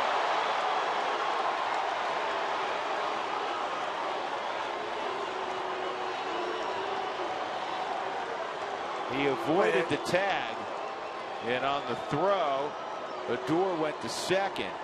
So it's second and third, 1 out, and it's 7-3. And we heard Taillise could run a little. The third base coach, Tony Beasley, taking a chance with the base hit to right. Cargo comes up throwing. The ball goes up the line. So Nick had to go get it and then come back with the swipe tag. And that was the correct call. I mean, you don't see him get him on the arm on the Subaru Supermo. Misses him there. And then the foot drag, the old slide, sweep slide of home Watch him reach out with the right foot as he comes across the bag, or the plate, excuse me, and catch it with the toe. And they have Prince Fielder up. And Prince grounds to first. A run will score. Paulson will get the out. And it's 7-4. Paulson thought there was 3 outs. Throw to the plate. Not in time. Ben Paulson forgot how many outs there were, and it cost the Rockies a run. He went to the bag, and it was funny. Initially, he was hit hard. I thought he may come home with it. I thought he would too. To try to get Martinez. He just went to the bag and started running toward the dugout. And Prince Fielder might get 2 RBIs on this play. On a ground out. On a ground out. So he goes to the bag. I got it. Puts his head down. That's just a mental error on Ben. You know, that's now 3 games in a row, because the game yesterday was washed out, that the Rockies have had mental lapses. We've seen 3 of them on the base paths in San Diego. And Ben will be the first to stand up and tell you, I just completely goofed. You can't allow this to happen with men on base. You can't. No, Odor he had his head up the whole time. And see how he never stopped. He kept going, and almost like a secondary lead into that. And now you look up, Texas is right back in this game. It's the 5th inning. It's now a 2-run game. The Rockies were up 7-0. And they have the momentum on their side, especially after that play.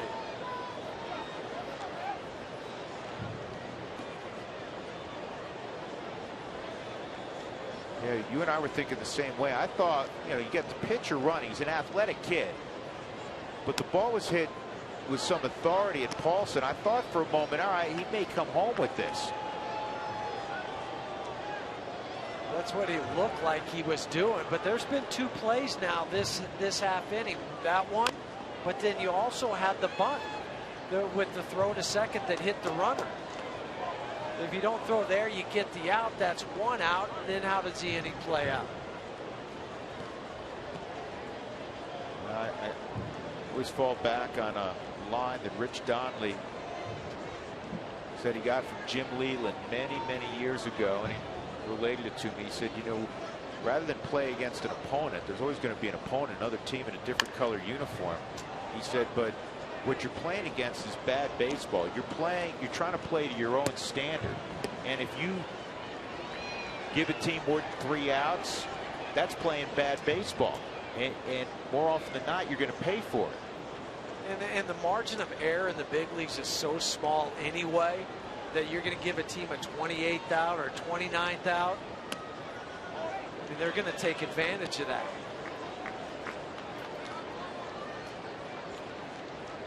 Three and 2 on Beltre. A line out and the ground ball to second. And Adrian with a base hit.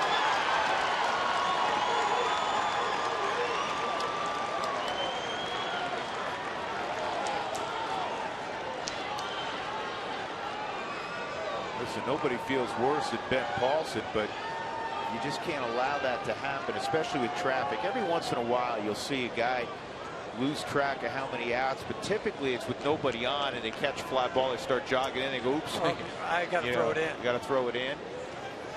I mean, every guy that has put on a major league uniform, it's happened to. Trust me. But what you have to do, though, this is a teaching moment, is, hey, look at the scoreboard. But sometimes the scoreboard's not right. So ask the umpire. Look around to the guy that's standing next to you. Say, hey, there's 2 outs or 1 out, whatever it is. So you're all together. And that just helps you more than anything reinforce what you're thinking.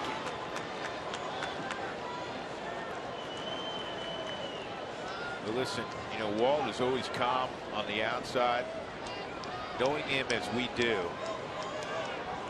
inside, that is one angry guy right now. You'll accept physical mistakes. Mental mistakes are the ones that just tear you up as a manager. Walt will never ever show up one of his players, but he believes in that standard we were discussing a moment ago. He believes in honoring the game, respecting the game, and he knows mistakes are going to happen, but there have been too many here in the second half already by guys that are typically really smart players. I mean, Ben Paulson's the son of a coach. DJ had the running blunder air the other day. I mean, DJ's as smart a player as you'll ever be around. 2-0 on Hamilton.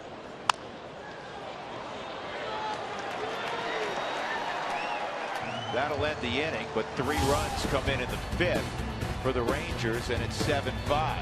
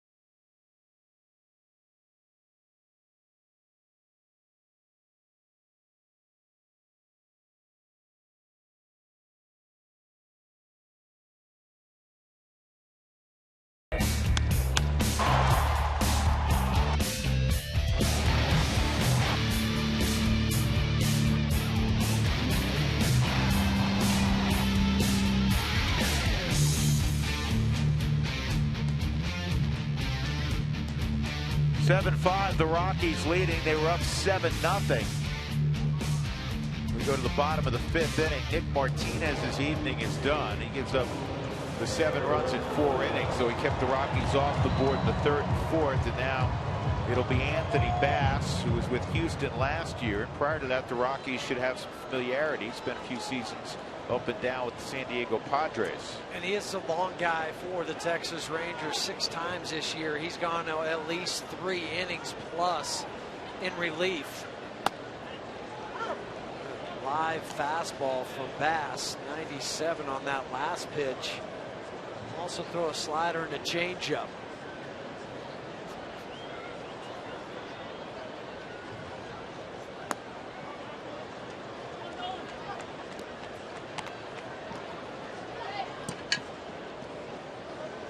Ball and a strike on Nolan. 2-run double in the 1st inning for Nolan. Struck out swinging in the 2nd.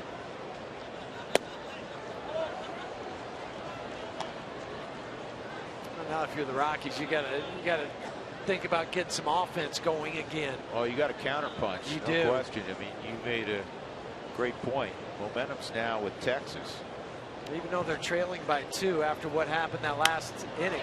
This is off the end of the bat to shallow left, and a sliding catch is made by Rua.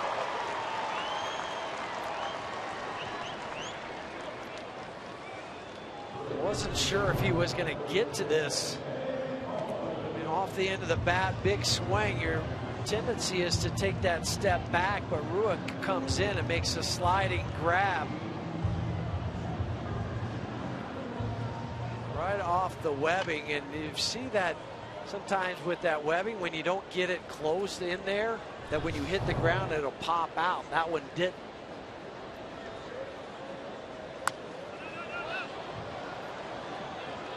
The scoring notes, Jeff, and for those folks who keep a book at home, and I know there are Plenty of people who like to do that. They are now giving an error on Chris Russell. Remember on the sac bunt by Martinez? The ball hit the runner, Taylor. It's fouled off. And so they're going to give an error, take the sacrifice away. They're going to give an error on Russell. And they're waiting to hear back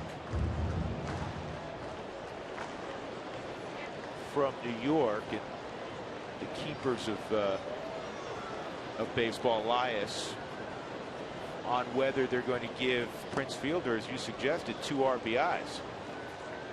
I mean, it was a mental mistake. How could they not give him, because the runner really never stopped and then started again? You can't give an error on a mental error. You can't. Right. That's why I'm saying, to me, you would think he would get 2 RBIs. 1-2, and this is chopped to Prince, and he'll go to Anthony Bass for the second out. Paulson retired. Nick Hundley will come up. Nick's 0 for 2. Deep fly ball to right, and 1 hopper to short.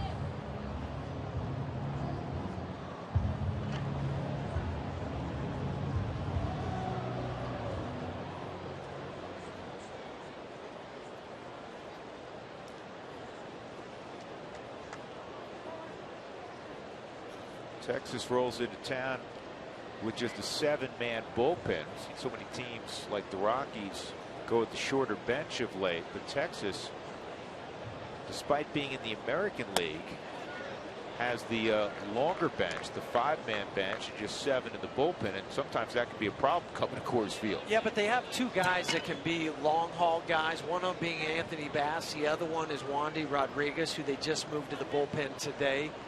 With Nick Martinez starting. So that's where it gives them a little more flexibility with just 7 guys.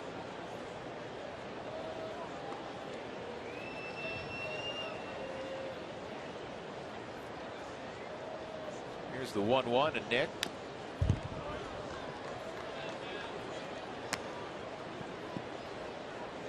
I don't remember Anthony Bass throwing this hard when he was with the Padres. I mean, he was mid 93 to 94, sometimes touched 95. I've seen a few now here at 97. They're everywhere, Huey. Aren't they?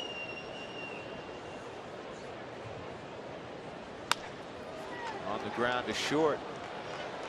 That was a 96-mile-an-hour fastball, and it's a 1-2-3 inning for Anthony Bass in the 5th. So we move to the 6th. The Rockies leading 7-5.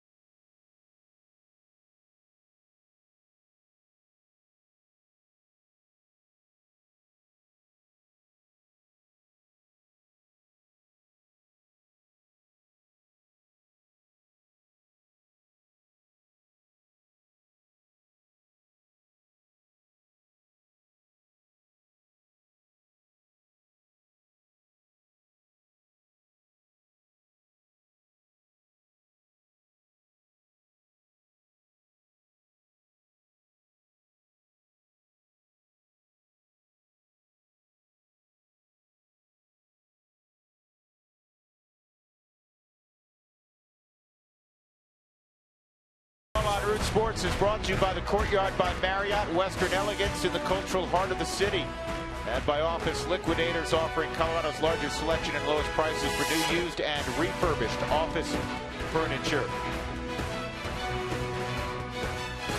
Early evening in the Rocky Mountains. We're in Lodo. Rockies 7, Rangers 5. First of 3 between Colorado and Texas. With the former Ranger, Jeff Houston, I'm Drew Goodman. Mark Stout is with us as well. And in the top of the 6th, Elvis Andrus will lead it off. Chris Russin, who's due up second next inning. Maybe looking at his final inning. He's got 82 pitches to begin the 6th inning.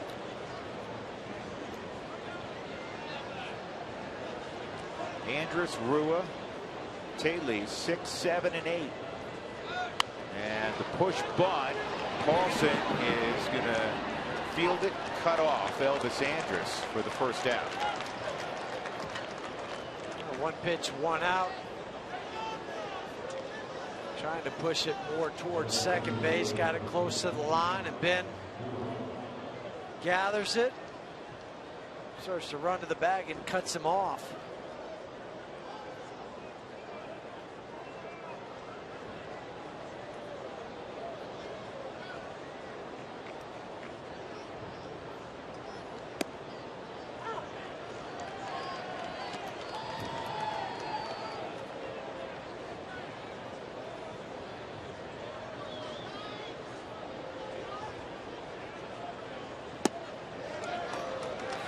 Miss, 0-2 on Rua.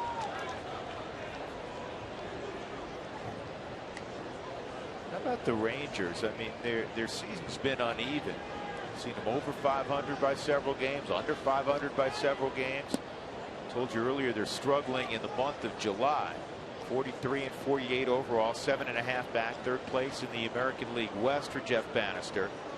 But they are 27 and 22 on the road, which is the 2nd best winning percentage in baseball to the Royals out on the road. The 27 wins are also the most out on the road.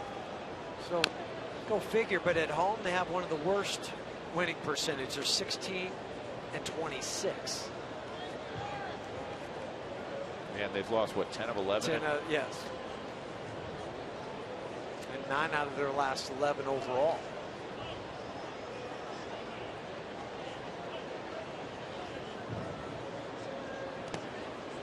Chris Russin should have better numbers than he has tonight. About 5 runs. Of course, there's the error mixed in there, and the mental error.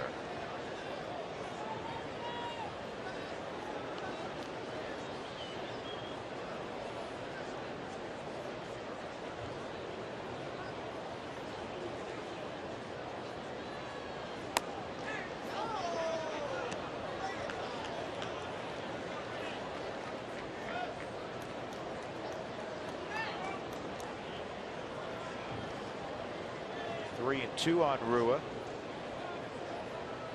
Swung on and missed. A strikeout for Chris. And that was strikeout number 5 for Chris Russin.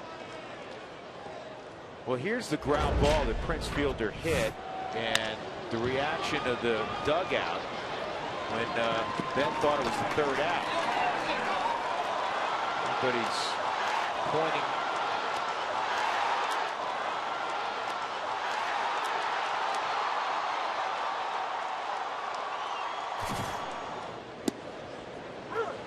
Slider for a strike.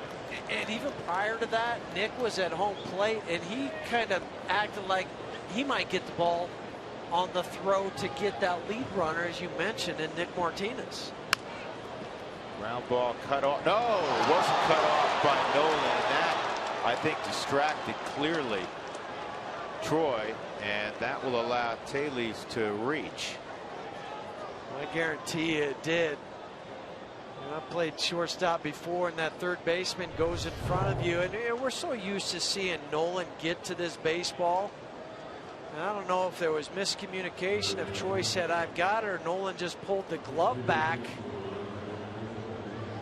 Look on this, he just pulled the glove back, and then when a guy cuts in front of you as a shortstop, you lose that for a moment. I think that's what it did when it came up and hit Troy on the heel. Adam Rosales is going to be the pinch hitter for Anthony Bass.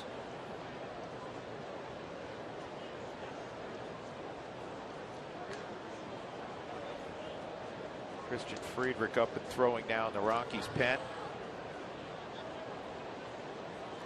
Spencer Patton, the right-hander. That'll be an error on Tulowitzki. It's a hard Tough error, but you know, it's a ball that's got to be put away for an out.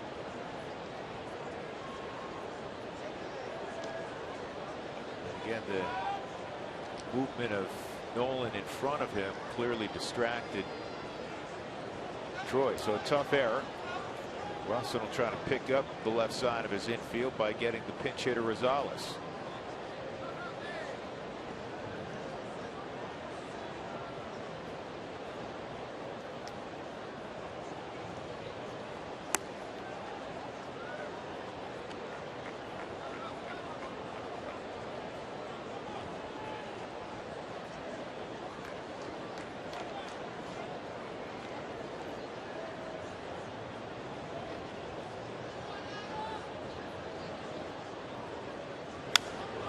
Rosales hits a high fly ball to center field.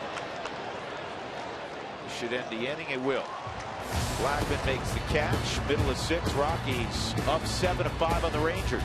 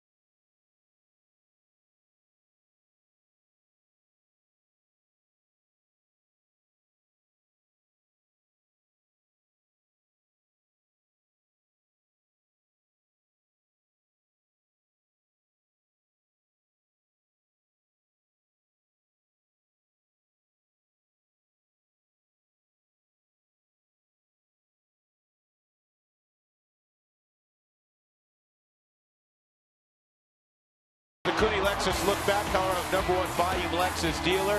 2-run double with 2 outs in the first inning off the bat of Nolan Arenado. Ben Paulson followed that up with an RBI single. Rockies got 3 in the first. And in the second inning, the Rockies would keep the foot on the gas pedal. A triple to score a run from DJ LeMahieu. Troy Tulowitzki left the building to left center field. A 2-run shot. He has now reached it 41 straight. Rockies were up 7-0, but the Rangers have scored the last 5. So we go to the bottom of the 6th inning with the Rockies ahead by a couple of runs. Brandon Barnes will be first for the Rockies, and Spencer Patton now the 3rd pitcher utilized by Jeff Bannister, a guy who's been up and down this year. 27-year-old out of SIU Edwardsville, Southern Illinois University, Edwardsville. 3rd stint with the Texas Rangers. He was a closer down in AAA Round Rock. Put all 10 of his saves down there.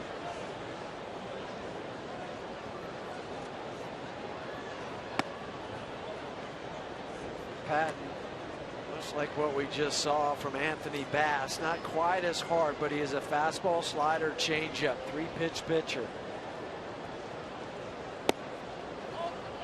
2-0.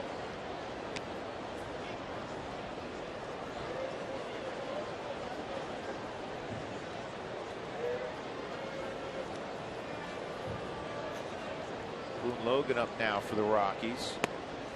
And it's 3-0 on Barnes. For the moment, Russell's in the on-deck circle. Well, you might keep it there. Well, if he reaches, yeah, it's a bunting situation. Absolutely. You don't want to burn a shortish bench. Rockies been utilizing the four-man bench for a long time. In Modesto tonight, his first at bat, Corey Dickerson, a line single to center to drive in a run, and then he came home on Ryan McMahon's 12th home run of the year. Talking about Ryan earlier. As Chris Russin comes to the plate, give me an opportunity to tell you about the rooftop. It's the place to be during baseball season. You arrive early for pregame festivities and beer specials before first pitch.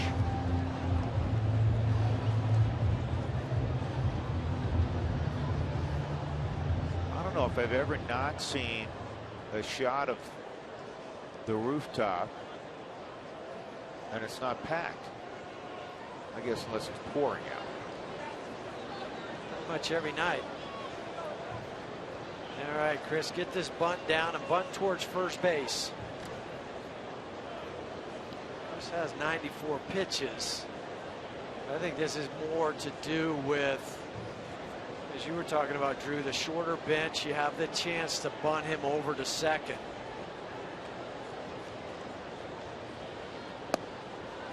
Russin offered at that. You know, we're going up to the rooftop later this year in August. Do a broadcast or just hang out?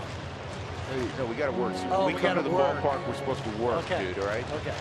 I remember last year you were up there for 2 or 3 innings and it started to rain. I had to call a game by yourself out of an inning right here. Yep. You and George were making your way back over here. Couldn't stay up there for a few raindrops. No, it was getting my book messy. All right, Chris, if you want to bunt it to first, you got to put the barrel of the bat, like point it right towards the line at third base. That'll create the angle for you. Ooh, this is back toward the pitcher, and they're going to get the force at second. Good throw by Spencer Patton.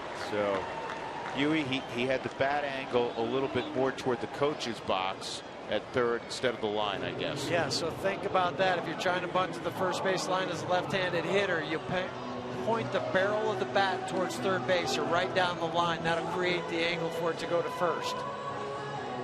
If you want to bunt to third, you'll point. See how that's not pointing all the way out? It's more, as you mentioned, Drew, that the height of it's fine because it's up by the eyes. That's good.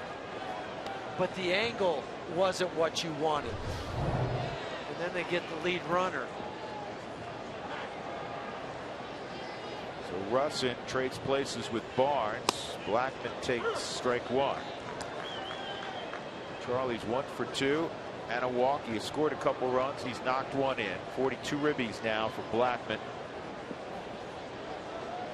You compare his numbers to a year ago, and he had an all-star campaign last season. When you look at on-base percentage, OPS, where he is power numbers, where he is stolen bases at this juncture, in comparison to the same spot a year ago, he is ahead of his pace in virtually all offensive numbers. And boy, you love to see that with a player, a guy improve, as opposed to saying, well, man, he had a terrific year. That was kind of a career type year. No, he went into the offseason and said that was a good year. How can I get better? Yeah. I want to be more leadoff or, you know, that sort of player. And what does that entail? Well, kind of what he did in his first at bat, where he walked. He got a walk on 8 pitches. 24 stolen bases. Always looking for ways to improve. That's what you should do as a big leaguer. Don't be satisfied. 1 and 2. I always like to say there's always somebody trying to outwork you. Don't let them do it. Control the controllables, right? Uh-huh.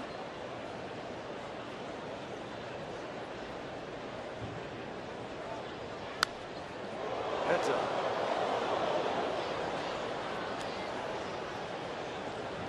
Charlie hitting .375 in the month of July.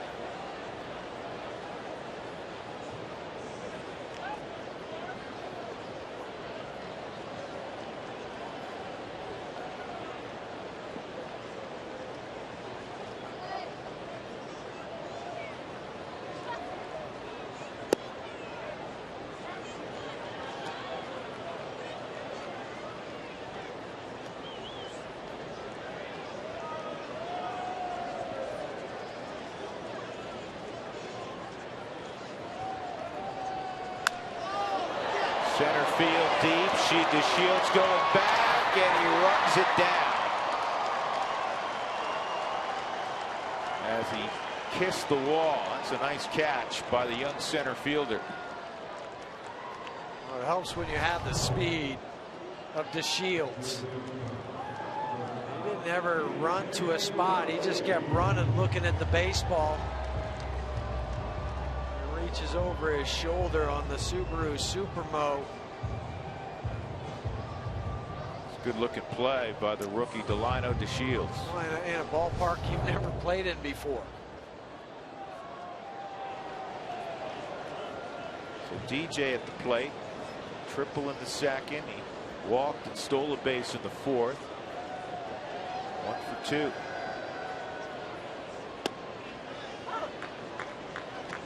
DJ's hitting his last 11 ball games.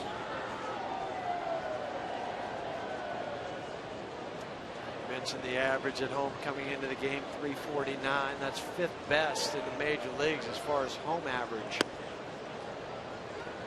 Second time this year DJ's put together a double-digit hitting streak. He had a 10-gamer earlier in the season.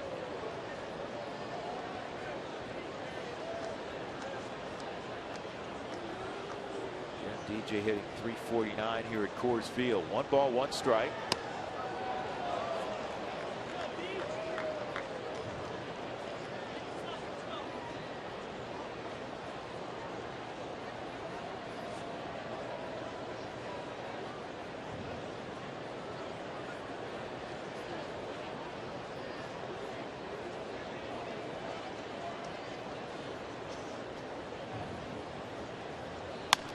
Down the line, right at Prince Fielder, who is holding on.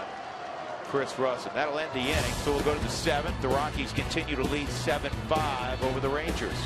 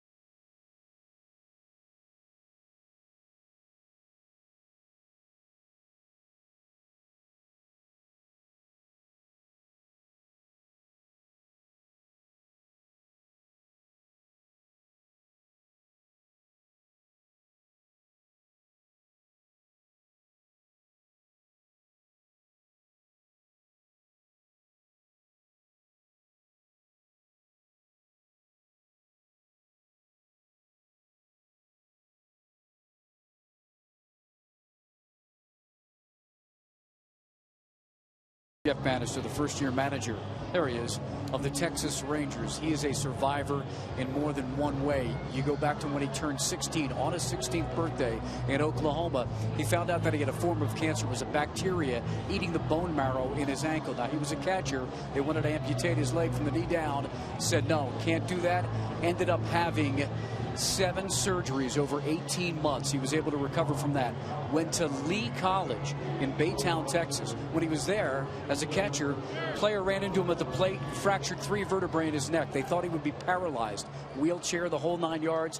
3 surgeries in 10 days. Was able to recover. Went to the University of Houston, and in 1986 was a 25th round draft pick of the Pirates. Drew had mentioned he was Clint Hurdle's bench coach. He was with the Pirates organization from there on in. When he came up to the big leagues in 1991, I was in Buffalo and covering the AAA Bisons of the Pirates. I will have that story for everybody tomorrow about how he came up and had 1 at-bat in the big leagues. I'll tell you guys that story tomorrow. Mark, that was one of the great teases, by the way, of all time. We'll look forward to it. In all seriousness, it's a great story that Mark tells, because Jeff Bannister is truly a survivor. I mean, he's not embellishing those stories at all. We've read the accounts. A young man that literally loved baseball so much he didn't want to lose his leg. He said, "I'd rather die than lose my leg." This is a little boy. And then, you know, later on when he's in college, they thought he was going to be a quadriplegic, and he ends up playing in the big leagues.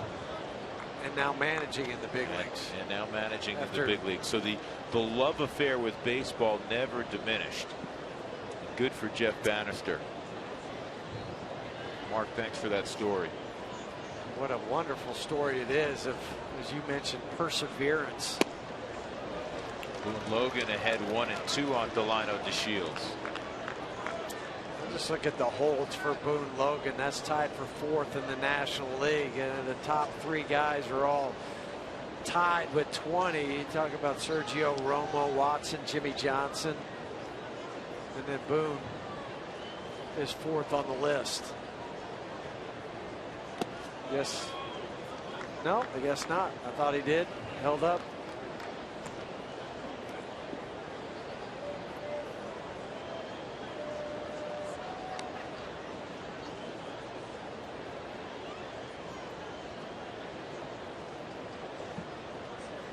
Two and 2 on DeShields.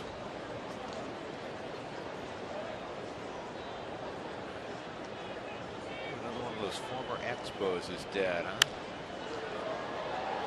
Right center field. Charlie got a good jump. He's got it.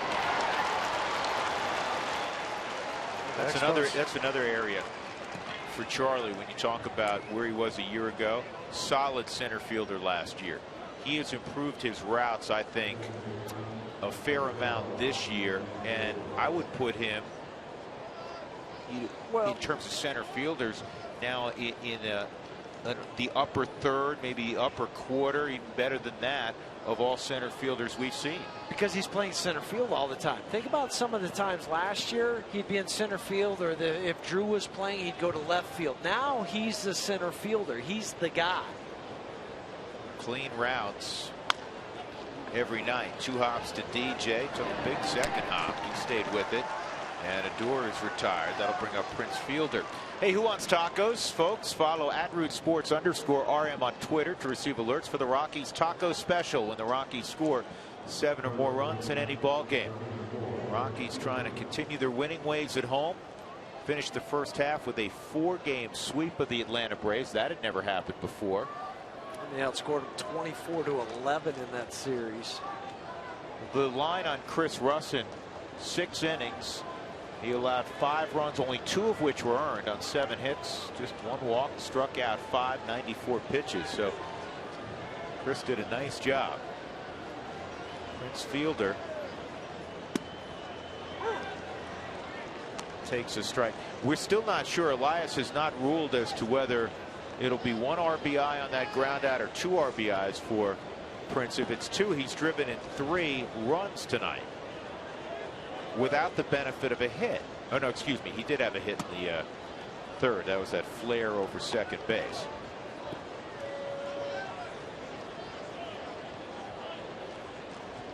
Yeah, that's when Ben forgot how many outs there were. Guarantee this, that will not happen again to him in his career. We saw it happen to Larry Walker in right field when he was with Montreal. This is a solid single to center for Prince. Remember that scene where he thought there was 2 outs and he's jogging, or 3 outs, jogging in, handing the ball to the fan in Dodger Stadium, and he then tried to grab it back. Get back to me. I'll get you another one later.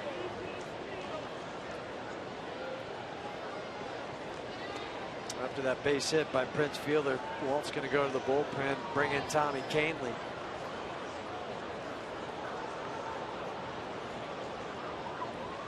Well, you got a dangerous man at the plate. Adrian Beltre with 402 home runs. 7-5 Rockies.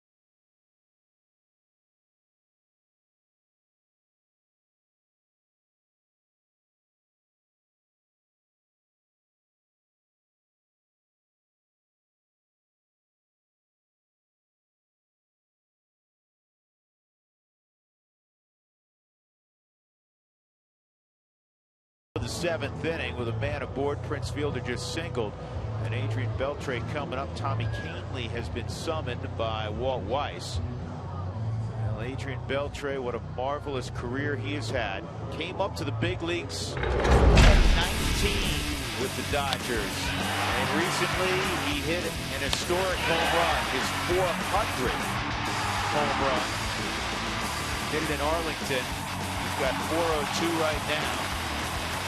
He also has the distinction, Huey, of hitting more than 100 home runs with 3 different franchises. One of 5 guys to do that, and on that list, guys like Darrell Evans, Reggie Jackson, A-Rod, who also played for the Texas Rangers, Jim Thome, and Adrian Beltre. I mean, that's impressive company when you're thinking about guys. You know, over 100 home runs is one thing, but then to do it with 3 different ball clubs. Yeah.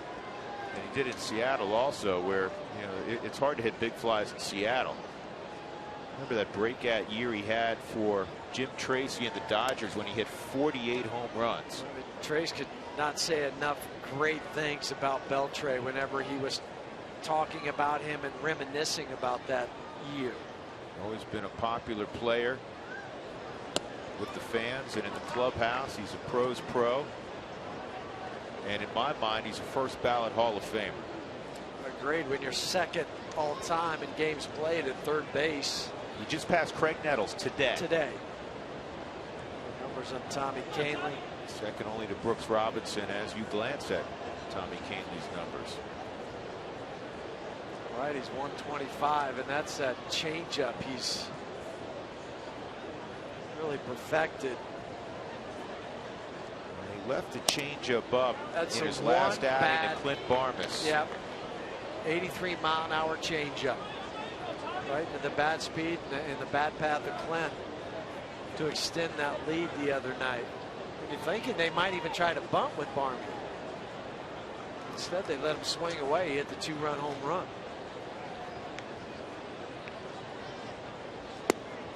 And that misses. Now it's 3-0. You have Hamilton on deck.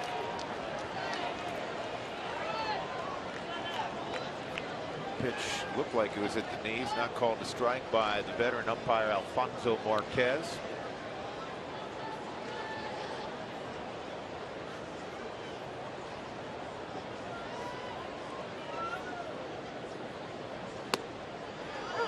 It's a strike.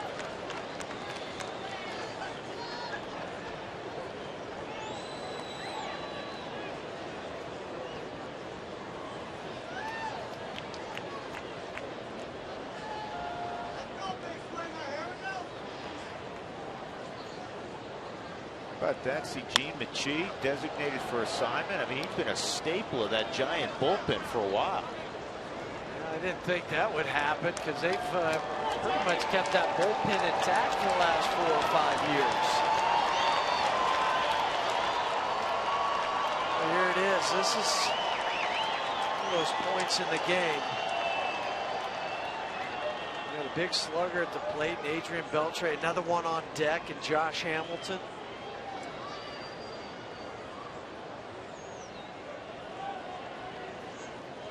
Stall at first base from Prince Fielder. Not sure why he did that.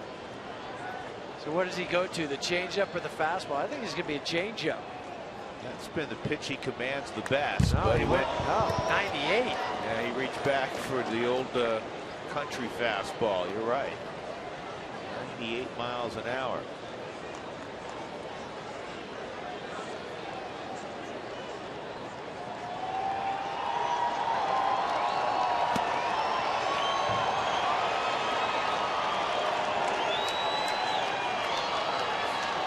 Beltre checking is kind of shaking his hand. That's the hand that the bottom hand is the one he hurt his thumb and sprained. They want the changeup. And the changeup's lined to right center field. It's going to skip all the way to the wall. Prince Fielder to third. He gets a green light. And he's going to score on a double by Adrian Beltre, and it's a 1-run game.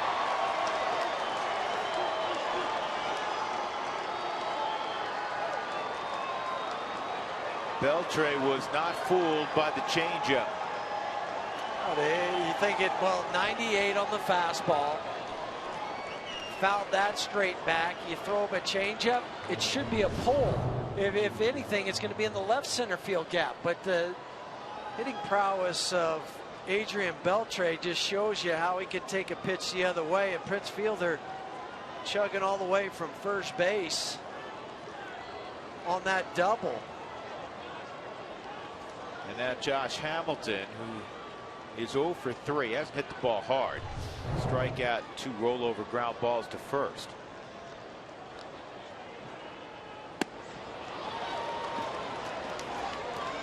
He got the changeup. He was out in front. It's 0-1. 6'5", 240-pound Josh Hamilton. 5-time All-Star, MVP in 2010. And that's a ground ball to second. DJ flips to first. In the inning with 2 outs, Fielder scores on a double by Adrian Beltre. Now they're cooling him off. It's 7-6 Colorado.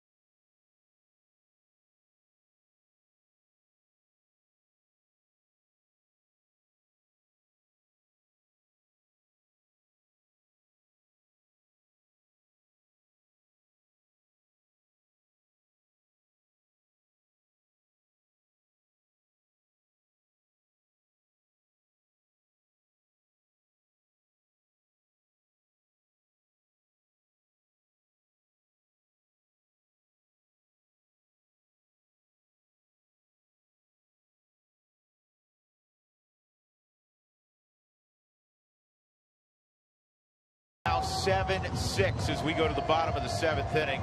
Let's check our Data Strong fan photo brought to you by T-Mobile. This is what I wanted to see earlier. What do we have tonight? Oh, check this out. It is Zach's first game ever at Coors Field.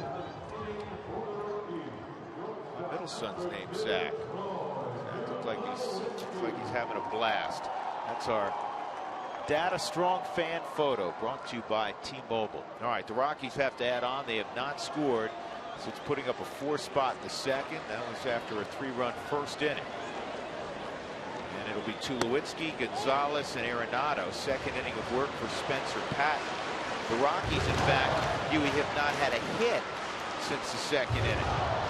That's some base runners, couple walks, and a hit batter. The tale of 2 ball games here. You know, the first couple innings just rolling right along, piling up hits and runs. We've seen that a few times this year from the Rockies, where they have a big start and then all of a sudden a bunch of bagels up on the scoreboard, and now they're in jeopardy of getting caught. Well, some of it's your own doing on defense. No question. I mean, there's 2 errors on the board, but there could be 3.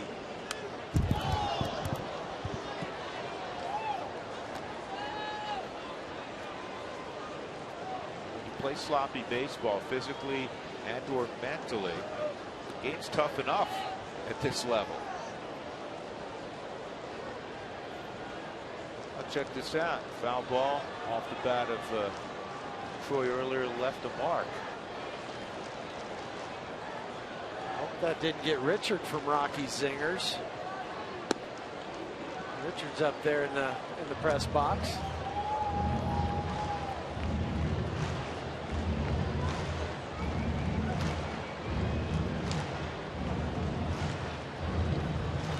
3 career home runs against the Rangers after the blast earlier in the ball game. 2-2 against Pat.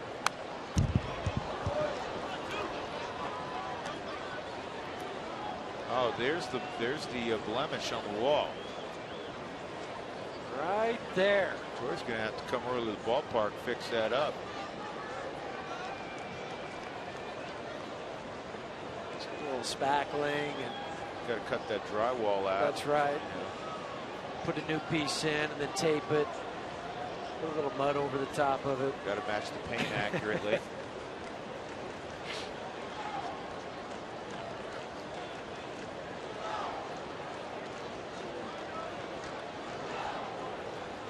Another 2-2, and Pat strikes out Troy.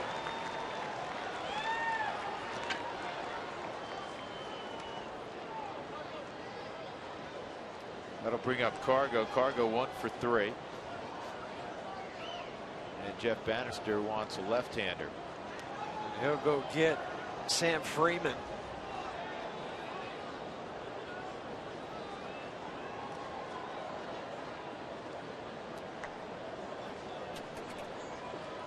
Patton will walk off. 1 out in the 7th inning. Cargo against Sam Freeman when we return. Rockies 7, Rangers 6, bottom of 7 at Coors Field.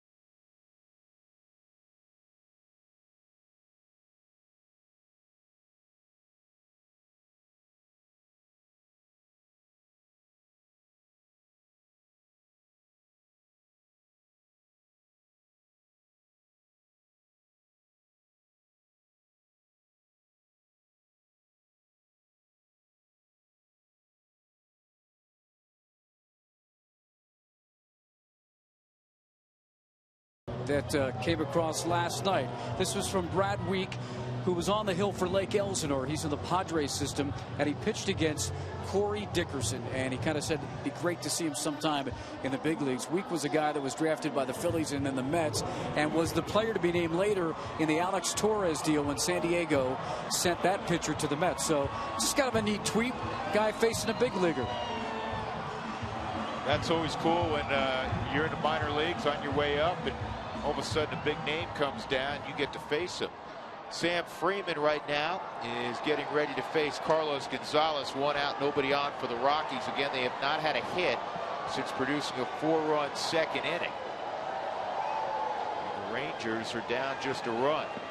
Well, Freeman came over in a trade with St. Louis right at the end of spring training. Cargo lost the bottom hand as he chased the pitch up. Freeman throws hard. 95 on that fastball.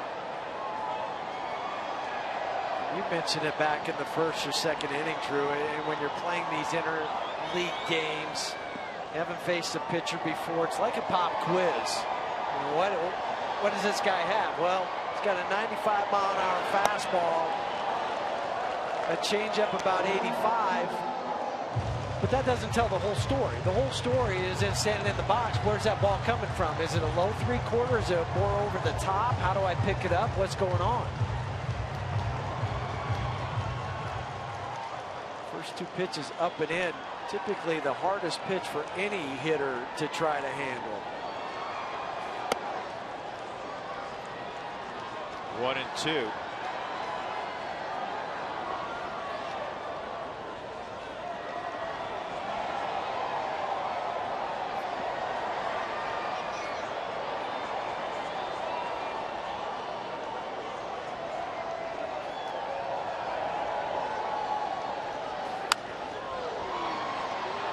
ball down the left field line. It's going to go into the seats. Out of play.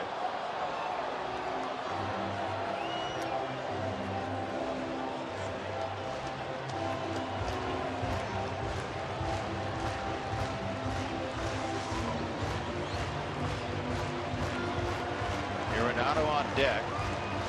Last hit for the Rockies. The 2-run home run by Troy Tulowitzki in the second inning.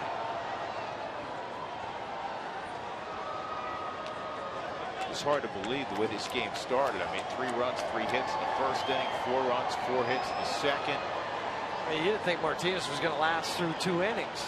Ended up going 4 to help the bullpen somewhat. Now you're sitting 7-6 and just trying to survive and hang on. Well, the first 10,000 fans through the gates on Sunday, July 26, will receive a Nolan Arenado Gold Glove bobblehead, courtesy of King Soopers. Got a little sneak peek here of this golden bobblehead. I like the way they painted the glove gold. You had to. I know. Yeah, only a few people get it that way. No, it came with a dark glove, but in the back they spray painted them all? Spray painted 10,000 of them. No, I think that's been on there for a while. But hey, first 10,000 on Sunday. You don't want to miss this. This might go home in my bag tonight. I'm sure it will, like all the other ones they brought in. I do have a nice collection at home. Yes, you do. Nolan Arenado swings at the Sam Freeman fastball, and it's a fly ball to center field. Another 1-2-3 inning, and the Rockies lead is 1 run as we go to the 8th.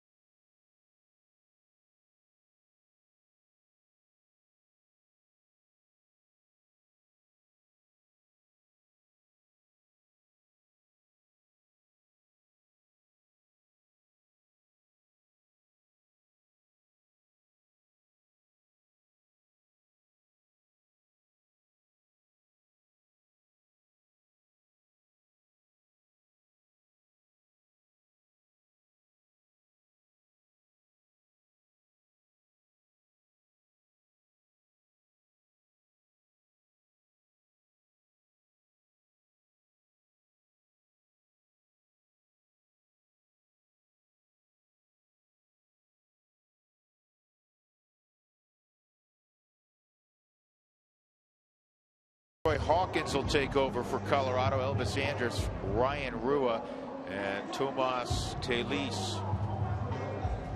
Alfonso Marquez behind home plate tonight. Told you that earlier. He's in his 16th full season in the big leagues. They keep track of every stat, you know, that in baseball, even for umpires. So get this, Huey. In 2008, of all full-time major league umpires, Alfonso led all of them in squats. 11,254. What? Well, every time you have to bend down or squat down to take a look at the incoming pitch when you're behind home plate, it counts as 1 squat.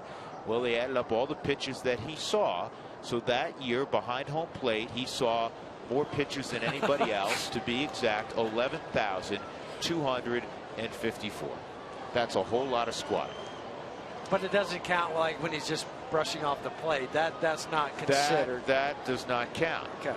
Kind of like yesterday's game that went 5 innings between the Rockies, or 4.5, whatever it was.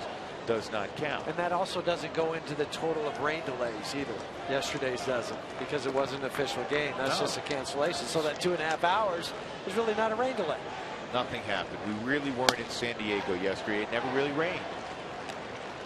Or something like that. 1-0 on Elvis Andrus. LaTroy's in a good spot lately.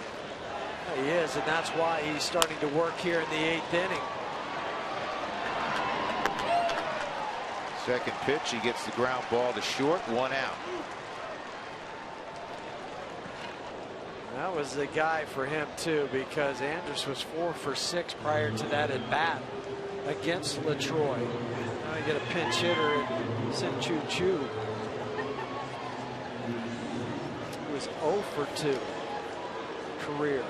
Sin-Chu will pinch hit for Rua.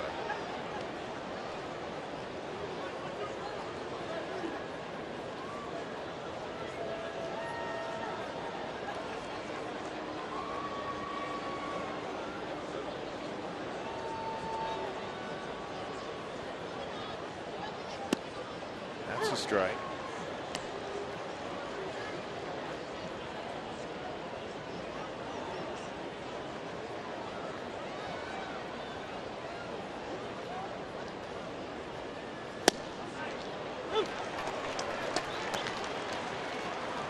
Two strikes on Shin-Soo-Choo.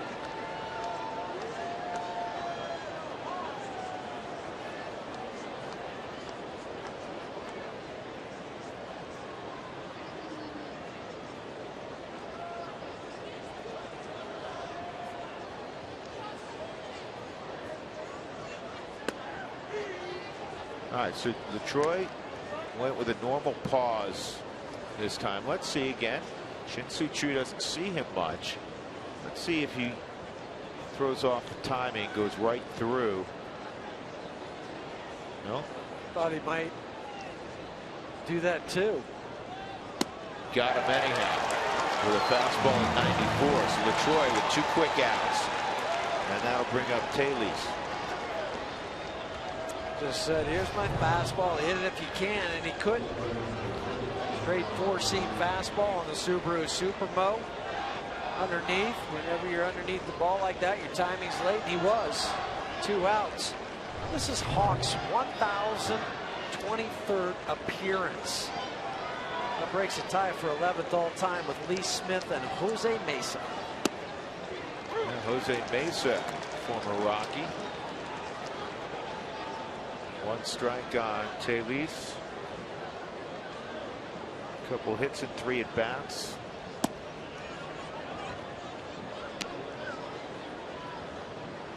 Rockies in the bottom of the 8th will have Paulson, Hundley, and Barnes.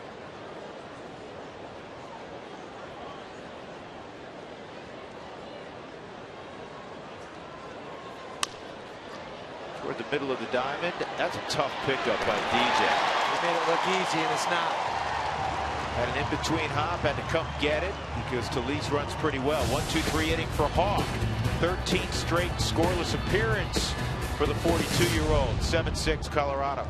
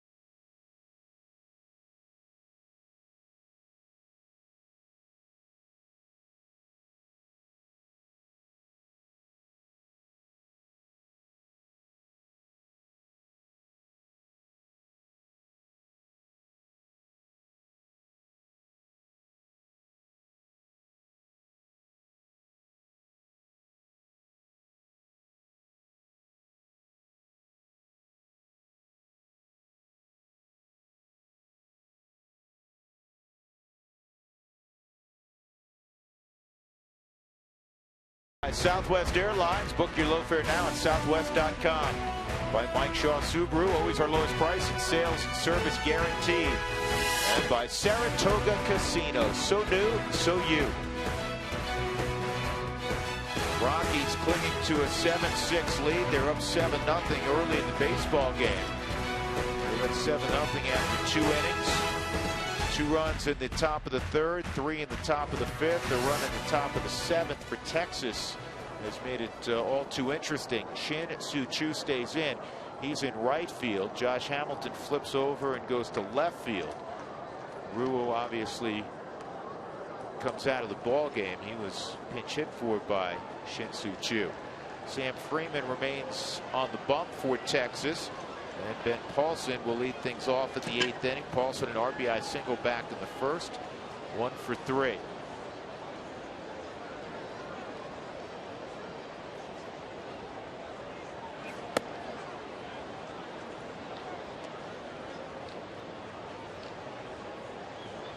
Freeman's a testament to just how deep St. Louis is with arms.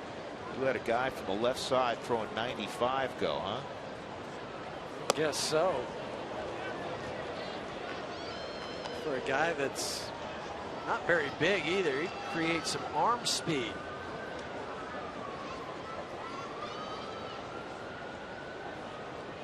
He's been in a good place of late for Texas. Last 11 games, the opposition 3 for 23, include the work tonight. It's 3 for 25, and he's got 12 strikeouts against those 25 hitters.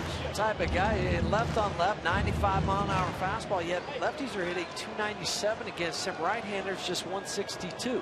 Go figure. Yeah, that doesn't make a lot of sense, does it? 3 O's in there, 3 and 1.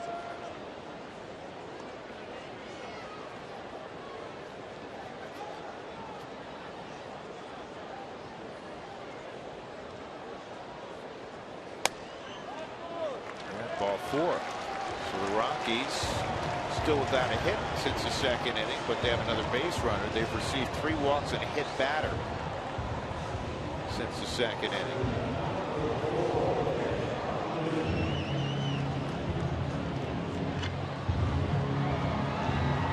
Well, let me ask you something. Would you bunt here with Nick, knowing that you're going to get a pinch hitter after Barnes? Yeah, because you know that the lineup's already going to be, the decision's made for you. If you don't bunt, maybe hit and run. He shortened up. The thing about a hit and run is that if you get a swing and a miss, it's almost a guaranteed out, because you know, Ben Paulson's not a speed guy. No, I understand that, but that's what the hit and run. You're banking on the guy at the plate's going to put the ball in play, and Nick has that ability to make contact. So basically, that's where a managerial decision comes in. What do you like better? Do you like the hit and run, or you like, hey, Nick Hundley's adept at getting a bunt down? Sometimes it's a gut feel by the manager. There's no right or wrong answer. Whatever he decides to do, it's what he wants to do in his gut. Nick again shortened up and didn't offer at it, nor should he have. It was out of the strike zone. 2-0. Still going through all the signs. One of the things most of the time, though, Drew, real quick, most of the time when he does that, it's just all decoy, because the bunt, if it is on, it just stays on until you wipe it off. But if you want to bunt, you bunt towards first base, because this is just Prince Fielder's 13th start of the year, and he has 4 errors over there.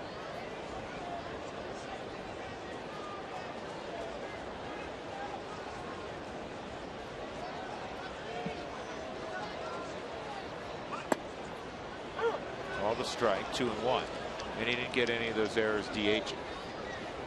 Not last time I checked, they don't give those out. Hard to do. Real hard to do.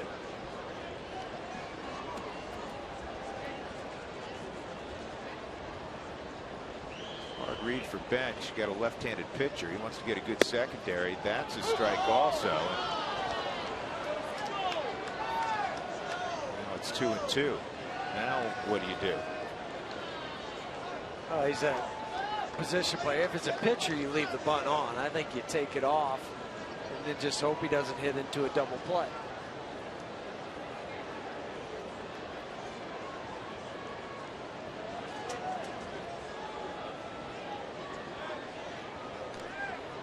Nick did a little subtle thing as Freeman was throwing across.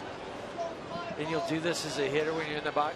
You just kind of fake like you're going to bunt. Whether you are or you're not, who knows? Only Nick knows. But just they put it in that head of the pitcher. Oh, he might still be bunting.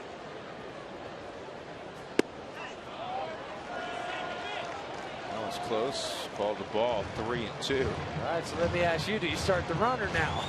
I mean, these are the fun things, and these are the decisions that a manager has to make, and he had to make it 10 seconds ago what he's going to do.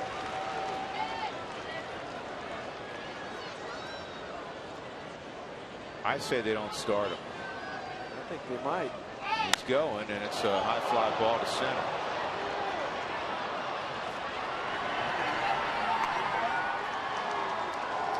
Time for the CenturyLink link to what's next. And the matchup tomorrow at Coors Field. Same bat time. Pre-game show at 6. Ball game 40 minutes after that. Matt Harrison, the left-hander, will have the baseball for Texas. Kyle Kendrick will have it for Colorado. Harrison's, talk about back surgeries. He's had 3 of them. Back in 2012, he won 18 ball games.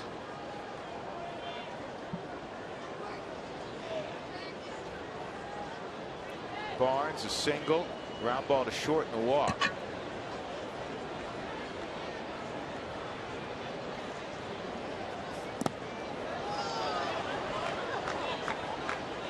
Michael McHenry's come to the on-deck circle.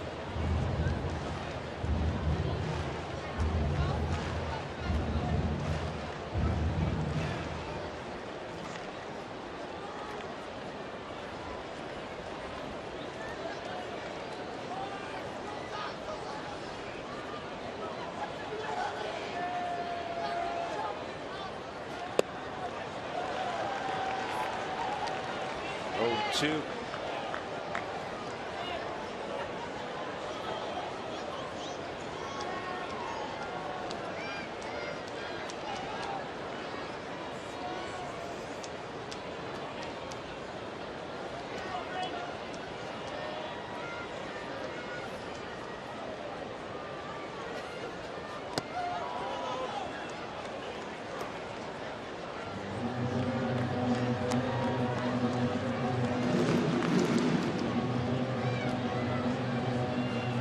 Tell that Freeman's more comfortable to the right-handers with his off-speed pitches.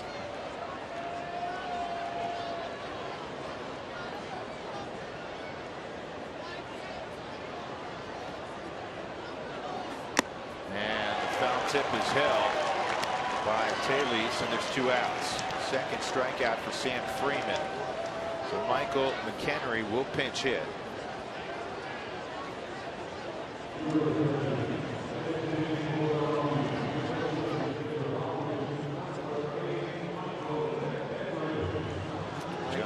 John Axford obviously getting ready for the Rockies and their bullpen to pitch the 9th. Mike Maddox wants to go out and counsel Sam Freeman. Here's the left arm on the shoulder. There you go. And then the covering of the hand. Or, I mean, excuse me, the hand covering the mouth. So nobody can lip read what they're saying. The glove over the mouth. It all is very reminiscent of Get Smart and the Phone of Silence. My favorites, Agent 99. She was a lot of people's favorite. Barbara Feldon. A couple first basemen having a good time over there. Prince Fielder chatting up Ben Paulson. Prince doesn't get to do that much, No. right? He's a very sociable guy. He's been stuck in the dugout when his team's out in the field. Nobody to chat with. Not quite the mayor status of Sean Casey. Yep.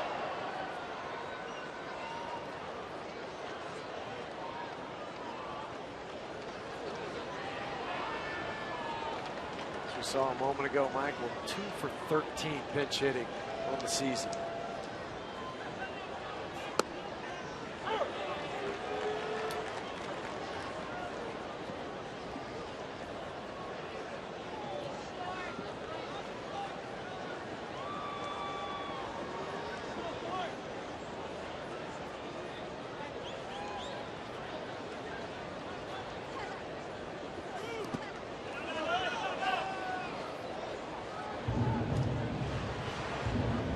Balls and a strike on Matt.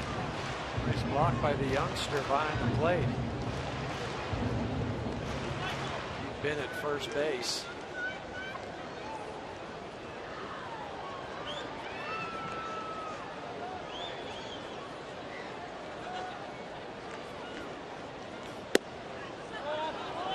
Three and one.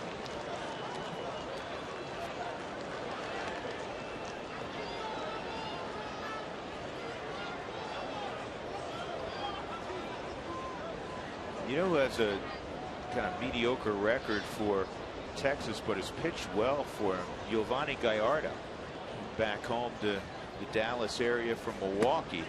He's 7-9. There's ball 4, but he has a 2.91 ERA. A little bit of a tough matchup for him yesterday against Dallas Keuchel. Yeah, Keuchel was lights out. 10-0 victory. Struck out 13. Houston. Yeah, career high. This is interesting. The Rockies now have 2 men on. Charlie's coming up. They still do not have a hit since Tulowitzki's 2-run home run in the 2nd inning.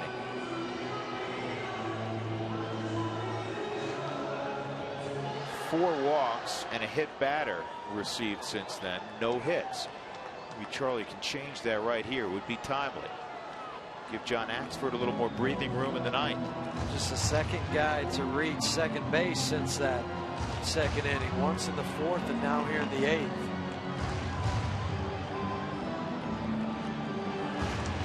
Charlie, 341 average with runners in scoring position and 2 outs.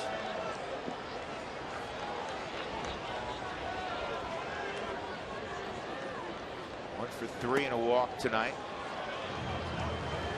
Ball to the wall in center field, or almost to the wall.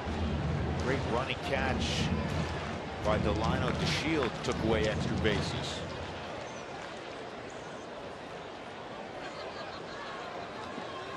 Pujols and Trout are up to their usual evenings. Pujols has hit a home run in each of the 2 ball games in Anaheim tonight. Trout's hit his 28th. Just won 11-0 in the first game to make up from last night. And they're up 6-0 in the nightcap against Boston. 2-0 on Chuck Nasty.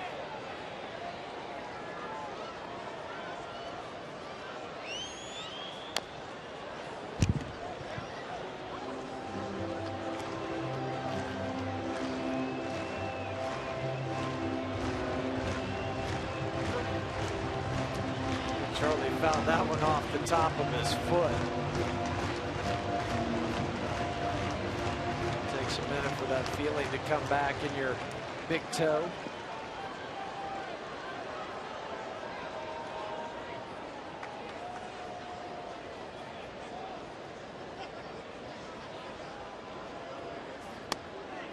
That's in. 3-1. Got DJ on deck.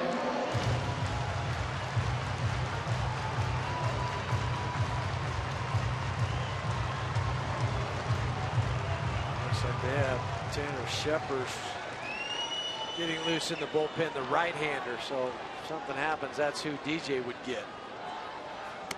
Way inside. And now the bases are loaded. All on walks. Jeff Bannister's going to have to make a move. He's going to double switch.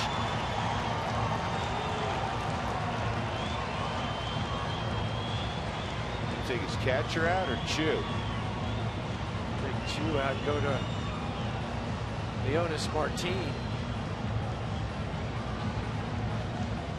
I don't know. He's good. Looks like he's going to take.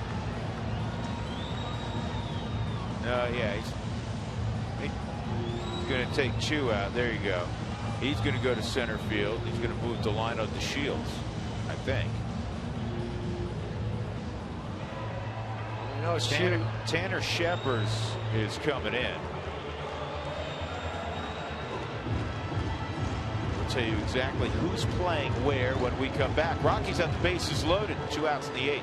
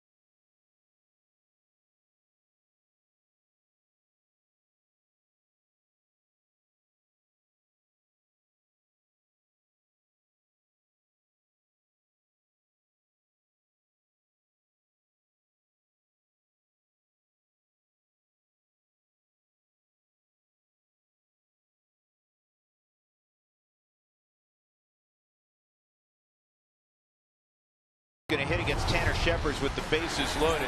Our Jimmy John's delivery of the game, 2nd inning. Tulo at the plate, and Tulo goes deep. His 12th home run of the year. RBIs 51 and 52. He's now reached in 41 straight games. And at that point, it gave the Rockies a 7-0 lead. It's now 7-6. Rockies have not had a hit since that Tulo home run. DJ at the plate. Bases jammed. First pitch misses high. Ball 1. So DeShields is in left. Hamilton is in right again. And Leonis Martin is in center field.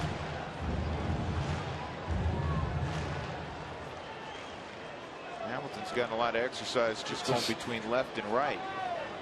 Or right, left, right. There's a strike. Shepard started the year in the big leagues with the Rangers. Pretty high ERA. Yeah, 11.25 to start the year. Then he was optioned to Round Rock, but since he's been back a little bit better, has appeared 8 out of the last 10 ball games for Texas. DJ slices that into the crowd foul. Ben Paulson is at third. He walked. Mike McHenry walked. He's at second. He was pinch hitting. And Charlie Blackmon just walked. Charlie is at first.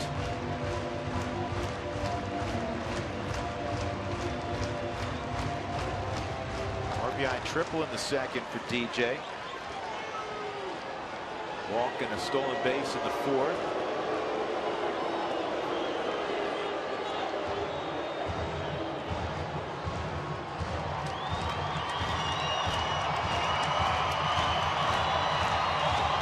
Shepard doesn't go with the 95-mile-an-hour fastball. His next pitch is a slider. That's his go-to sometimes with the strikeout. And he was loaded up with 96.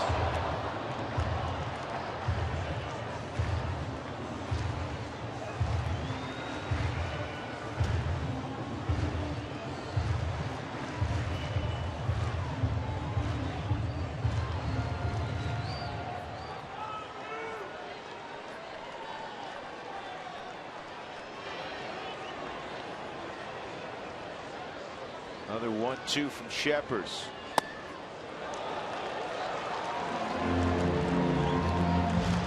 High heat, but out of the zone at 96. It's 2-2 on LeMahieu.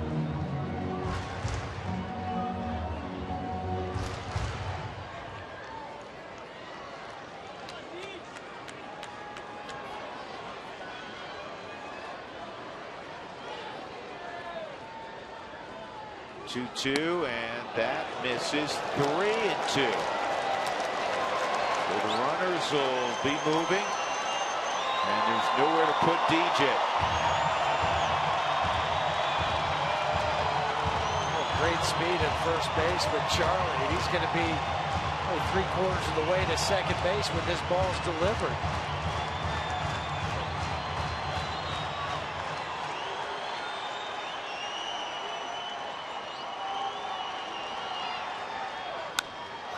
Is hit in the air to right field. Easy play for Hamilton.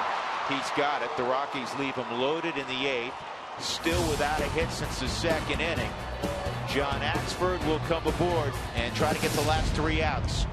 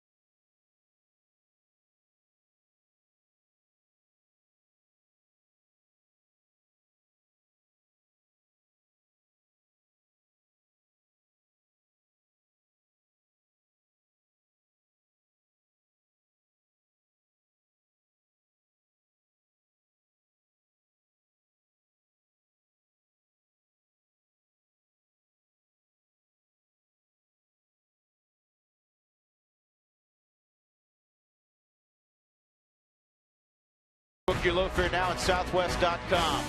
By Mike Shaw Subaru, always our lowest price and sales and service guaranteed. And by Saratoga Casino, so new, so you. We've arrived in the 9th inning. The Rockies up 7-6 on Texas. John Axford looking for 3 more outs as we go to center field and Jenny Cavnar. Jenny?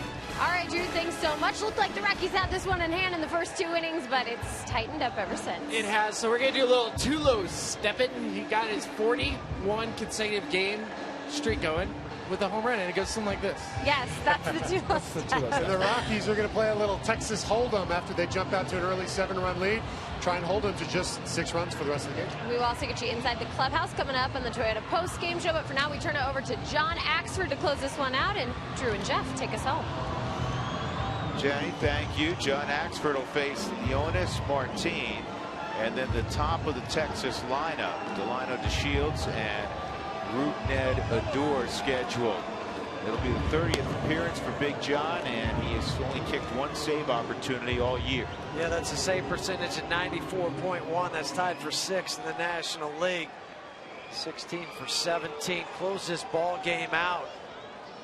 Big John going up against a few guys that have never seen him before. Talking about Martin and Odor and DeShields. Well, Leonis Martin, who's going to lead things off, is 2 for his last 17. In fact, over his last 25 games, he's hitting just 122. So it's not as if he's on fire as he strides to the plate here in the top of the 9th inning. To take that back, this is the 2nd time Martin has faced Axford. The other 2 have not seen him, but he's 0 for 1 previous.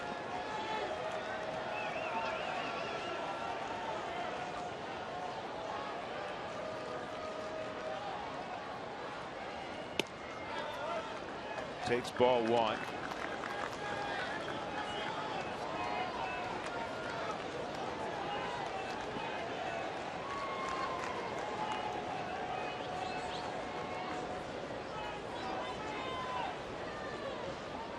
Here's the 1-0 off the plate. 2-0.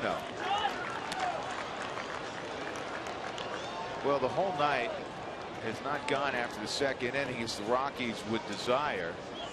So the 9th inning doesn't figure to be easy the way this night has unfolded. Hopefully John has other ideas. Here's the 2-0. Where's that? 3-0. That was close. This was a little high. It was a little up.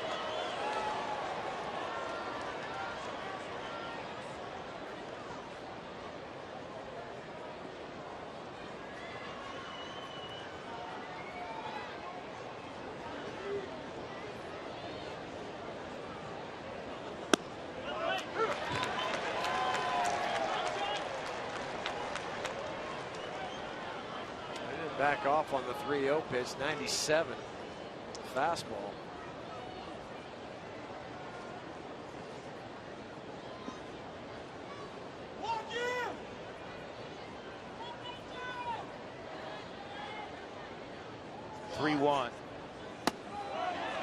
Ball 4, and now the tying run is up.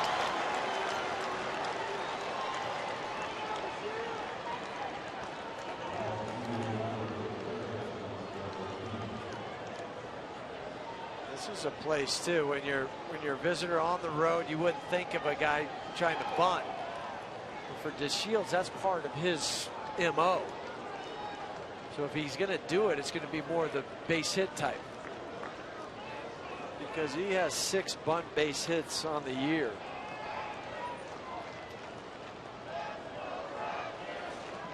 Twelfth walk allowed by Axford this year. Squared around, it's in there for a strike.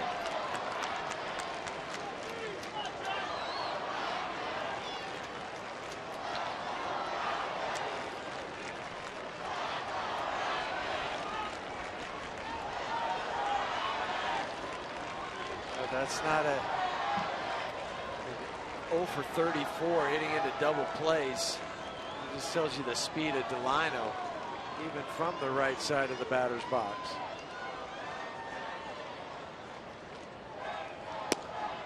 And that's a strike. Both of them are in the 4th strike zone. These are pitcher's pitches. On the black, down and away. You couldn't have handed it to Nick Hundley any better. Yeah, the pitch was really driven to the glove side by John Axford. 0-2. You got great speed at the plate, great speed at first, and Martin, that's outside. And Martin has swiped 13 bases this year, so you can't take a nap on him. If you're John, that's not what you're concerned with. Most closers, you can steal on them because they have the higher leg kick. They're concerned about getting the guy at the plate. That's the one that could do the damage.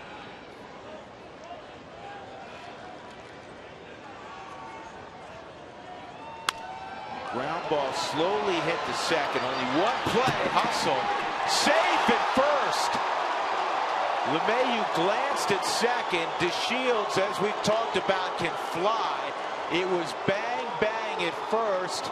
And the first base umpire, the veteran Tom Hallion, said he was safe. You might as well challenge it. Well, nothing to lose. They had nothing to lose. DJ thought about going to second and then made the throw to first, and they are going to go ahead and look at this. I was also watching Ben at first base. That's not going to get flipped. I think he's there. Well, maybe not. You know what? Let me, the other angle, I thought he was there. That angle, I think he's out. Foot looked like it was still in the air. Time for a Subaru review. Whether you're on the road or at the game, everybody could use a second set of eyes. I think that last angle, this angle is the best angle. The ball disappears in the glove. Yeah, he's out. He's out.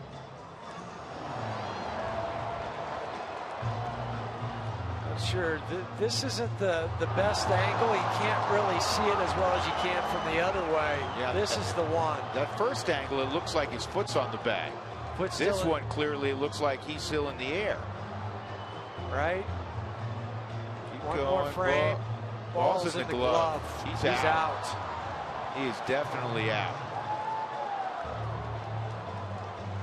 It does show you the speed of Delino DeShields. Out of the right side of the box. Getting ready to make the call. Out. Yep, good deal.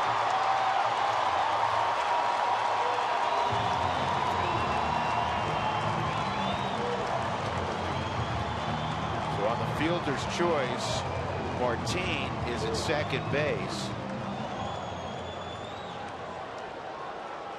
With one out, Rougned Odor will come up. 1 for 4 tonight.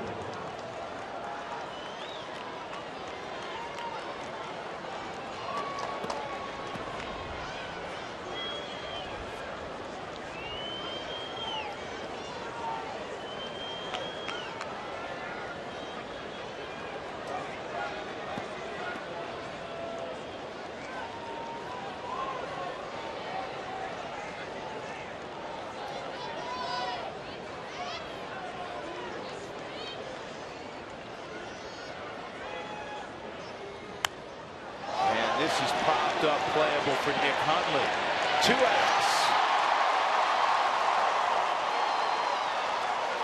Good pitch by Axford. He jammed the door. And now you have Prince Fielder up there. Adrian Beltre on deck. Walt's going to jog out. Obviously, this is to have a discussion. Do you go ahead and put the go-ahead run on potentially instead of pitching to the second leading hitter in the American League and go right on right against a future Hall of Famer? That's your choice. And that's why Walt's out there talking to John Axford. He's going to leave it into his hands. What would you like to do? Because remember, these two guys were teammates back in Milwaukee, so they know each other. But as you said, you have the guy at Prince Fielder that's really driving in most of the runs for the Rangers. And he's driven in 3 tonight. Right, and Adrian Beltre just 0 for 1 in his career. Not there. I mean, that really doesn't tell you a whole lot about who would favor in a matchup. It's just, what does John feel comfortable doing?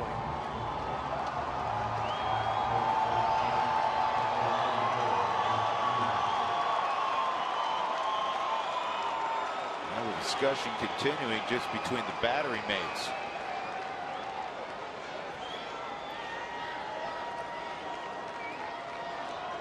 I like the way Alfonso Marquez let him talk, because sometimes you get an umpire say, hey, let's move it along, let's go. But he understands the game and the importance of where it is right now with 2 outs in the 9th inning. Absolutely. It is the critical moment of the game. This is the 27th out. And Nick Hundley's in a crouch. They're going to pitch to Prince Fielder. So the 2 former Brewers going at one another. Tying run at second in Martin. And he goes curveball, and he misses away, ball 1. Prince Fielder leads the American League with runners in scoring position, 392. And now up to 395 after the 3 RBIs tonight. 4 of the 6 runs tonight have been driven in by either Fielder or the guy on deck, Beltre. 1-0, and the fastball's away. Now that it's 2-0, exactly. What do you do? And Nick just kind of glanced in the dugout, and now he's going to walk.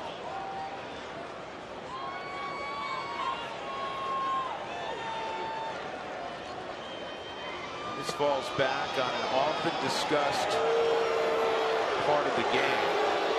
In a critical situation with the game on the line, don't let the best player on the other team beat you if at all possible.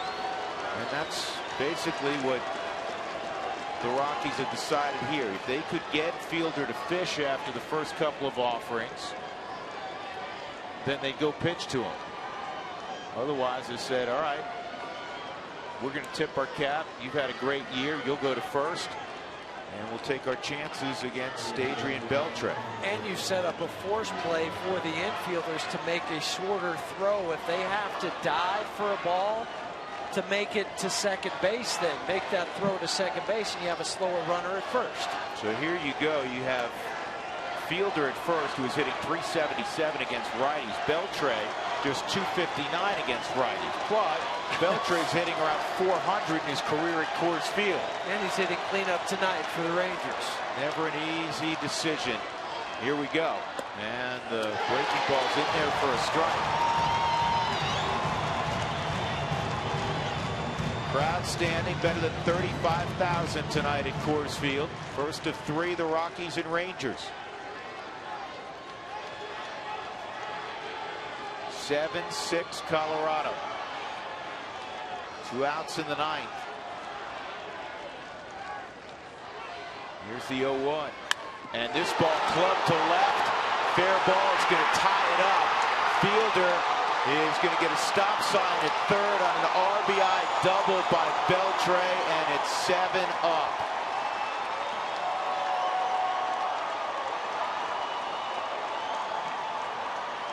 He may be in the twilight of his career.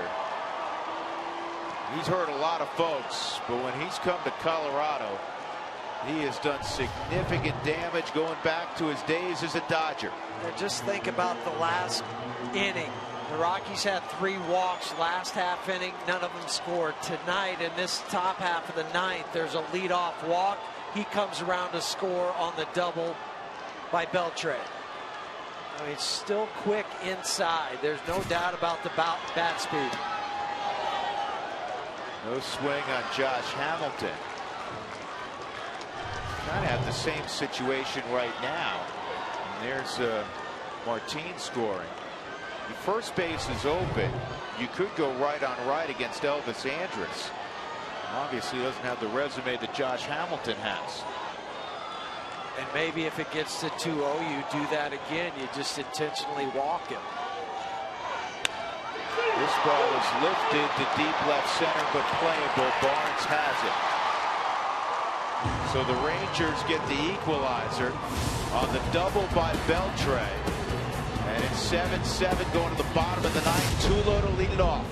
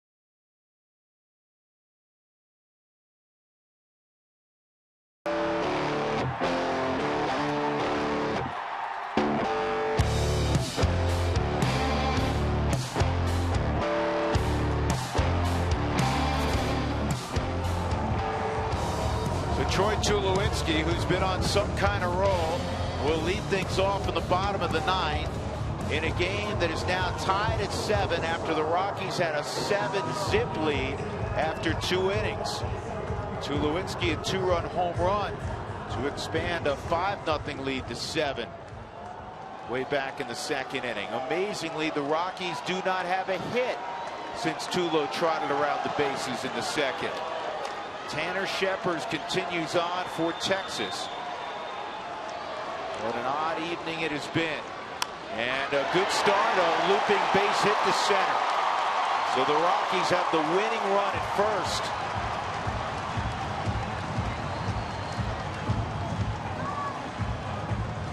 Well, that's a way to start the bottom half of the ninth inning. The last guy to get a hit in the second inning, the first guy to get a hit in the ninth.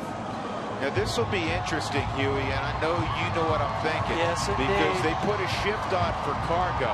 Cargo bunts well, and a bunt here is not a bad thing at all. And I'm looking at Beltre, who's a wizard at third, but he's well back on the dirt, kind of in that 5.5 hole. I'll be shocked if Cargo does not try to lay a bunt down right here. There's so much area right there for him to bunt if he wants to. He's swinging, and it's looped foul. And Beltre can't quite get there, fortunately. Good effort. I'm surprised. I really am, because it's set up for him to do what he does well, and that's drag a bunt up the up that third base line, and he has all kinds of room. He doesn't have to be real fine with it. No, and then you get another guy in the scoring position, so that's I mean, it's one of those gimme. Exactly. I mean, the bottom line is getting Tulo to second.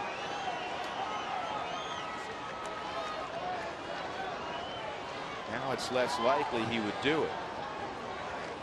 And this ball in the air to shallow center. This one could drop. It will.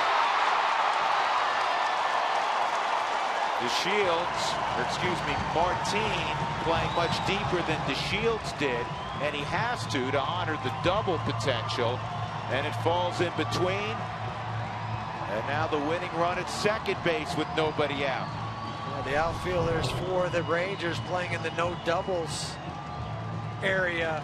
Changeup, but off the end of the bat for Cargo, and he said it numerous times. If anybody can cover that pitch, it's not a strike off the plate. It's Cargo. He dumps it into center.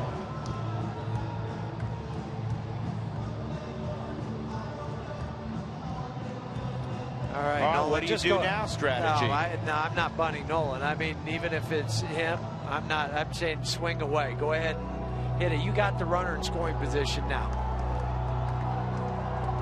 Go ahead and be a hero. Just end it. Tulo's going to come out, and Walt's going to put in Drew Stubbs, his fastest player at second base.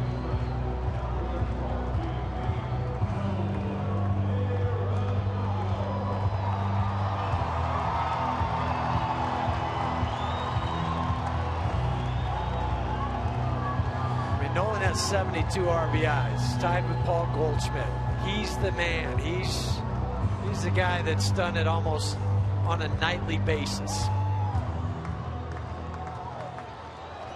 Wouldn't have that 63rd RBI.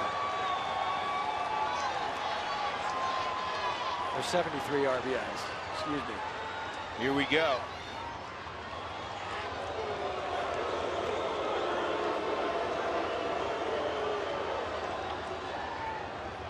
The National League RBI leaders, Nolan and Paul Goldschmidt.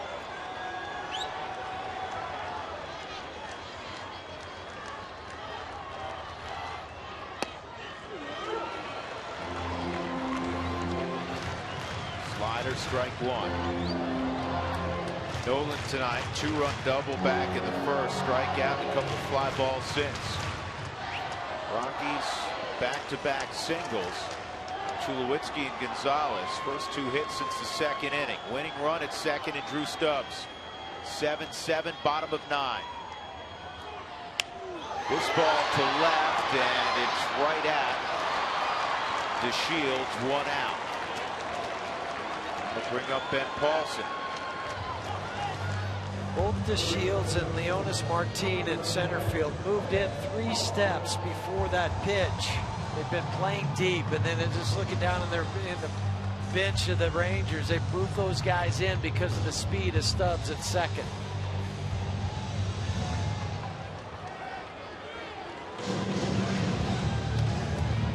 Well, if anybody needs to end it right here with a knock, it's this man, Ben Paulson, after the mental mistake he had earlier in the game. Takes ball one. These are the moments where you get a second chance, you get a reprieve. Funny how the game works sometimes. It does, and you want to be that guy standing in the box right now. A lot of room in left center field.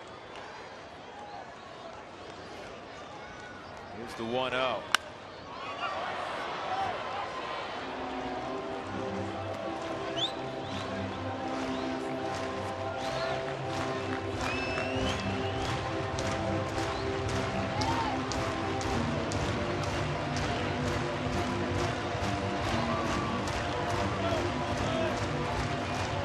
Anybody in the outfield, it's Martin in center that probably has the best arm. But you still send the runner. 2-1. All these modern stadiums, and Coors Field is as beautiful a facility inside and out as any. When a guy comes into pinch run, where do you get the running done, the stretching probably done? In the cage, the 30, 40, 50 feet you have down there, the batting cage underneath. Swung on and missed.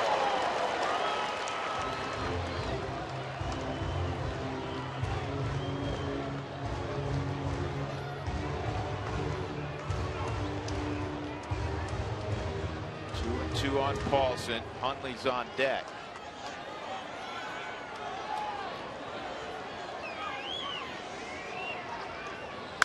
This ball line left center field. This will get it done. Around third, here comes Drew Stubbs. And the Rockies win it 8-7. Ben Paulson.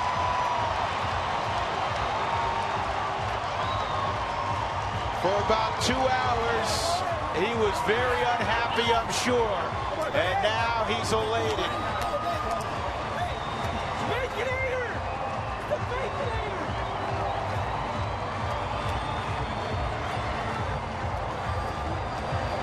This game, as we said a moment ago, has a funny way of coming back to you. So Ben Paulson wins it. Well, I'll tell you what, Ben just kind of peeled off. He never touched first base. The clubs are off the field. The umpires are gone.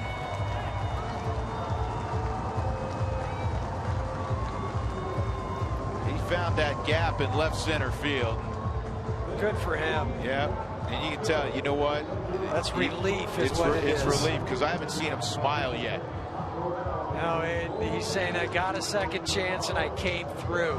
Head down, driving it, and I just love his reaction. As he puts his hand up, and good for Ben to be able to do that. So on a night where the Rockies kicked a 7-run lead, they get to shake hands and celebrate as they win it 8-7 in the bottom of the 9th inning. And Mark Stout is with Ben Paulson. Mark? Thank you, Drew. Ben, funny how this game works sometimes, huh? Yeah, it's it seems like when you're always in those situations, and it's good to come out on top. I'm sure you wanted to be the guy up there, right? Yeah, of course. Oh, shit.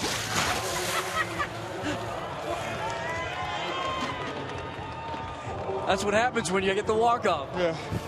No, you wanted to be the guy at the plate in that situation. Yeah, of course. You know, I've had that was cool. Different opportunities and different times, and you know, I felt good to put a good swing on a good fastball. You have told me too this year that that's what you look for, fastball that you can just get, right? Yeah. You know, he kept pounding with fastballs, and I put a good swing, and yeah, that was a good one. We needed that. We've been kind of kicking our wheels a little bit, so it was good to come back home and get a win. Congrats, Ben. Thank you. All right, let's go back upstairs. All right, Mark, thanks very much. And you know, I keep coming back to Ben's reaction. I think ordinarily you're going to see a guy that would be more elated with a game-winning hit, but this is a very prideful guy. He's a good guy, and he's a coach's kid, and he can't believe that he forgot earlier how many outs there were. It cost the Rockies a run, and all of a sudden they get caught, and he's able to come through. So I think you summed it up best. It was more relief than elation. Yeah, because the last thing you want to do is have to walk into that clubhouse and look 24 other guys in the eye and say, guys, I'm sorry. If I didn't make that play, you know, early on, then we wouldn't even have been in this position. But you came through then when you got a second opportunity, and he'll be able to sleep a little better tonight and be able to breathe a little bit once he gets back in the clubhouse after this cold Gatorade water shower that he had. Yeah, absolutely. So it was an interesting night, and it ended well, fortunately, for the Rockies as they prevail 8-7. They've now won 5 straight at home as we go to center field. Jenny and the gang. The Rockies sure did return to Coors Field in dramatic fashion. It had nothing to do with rain. No, it was great. It rained at the end of the game. It did rain. They made it rain. Hardcore. Man, Ben Paulson totally redeemed himself. Great job, buddy. Plenty to talk about coming up on the Toyota Post Game Show, where we live this one with the game summary and get you inside the clubhouse. It's coming up next.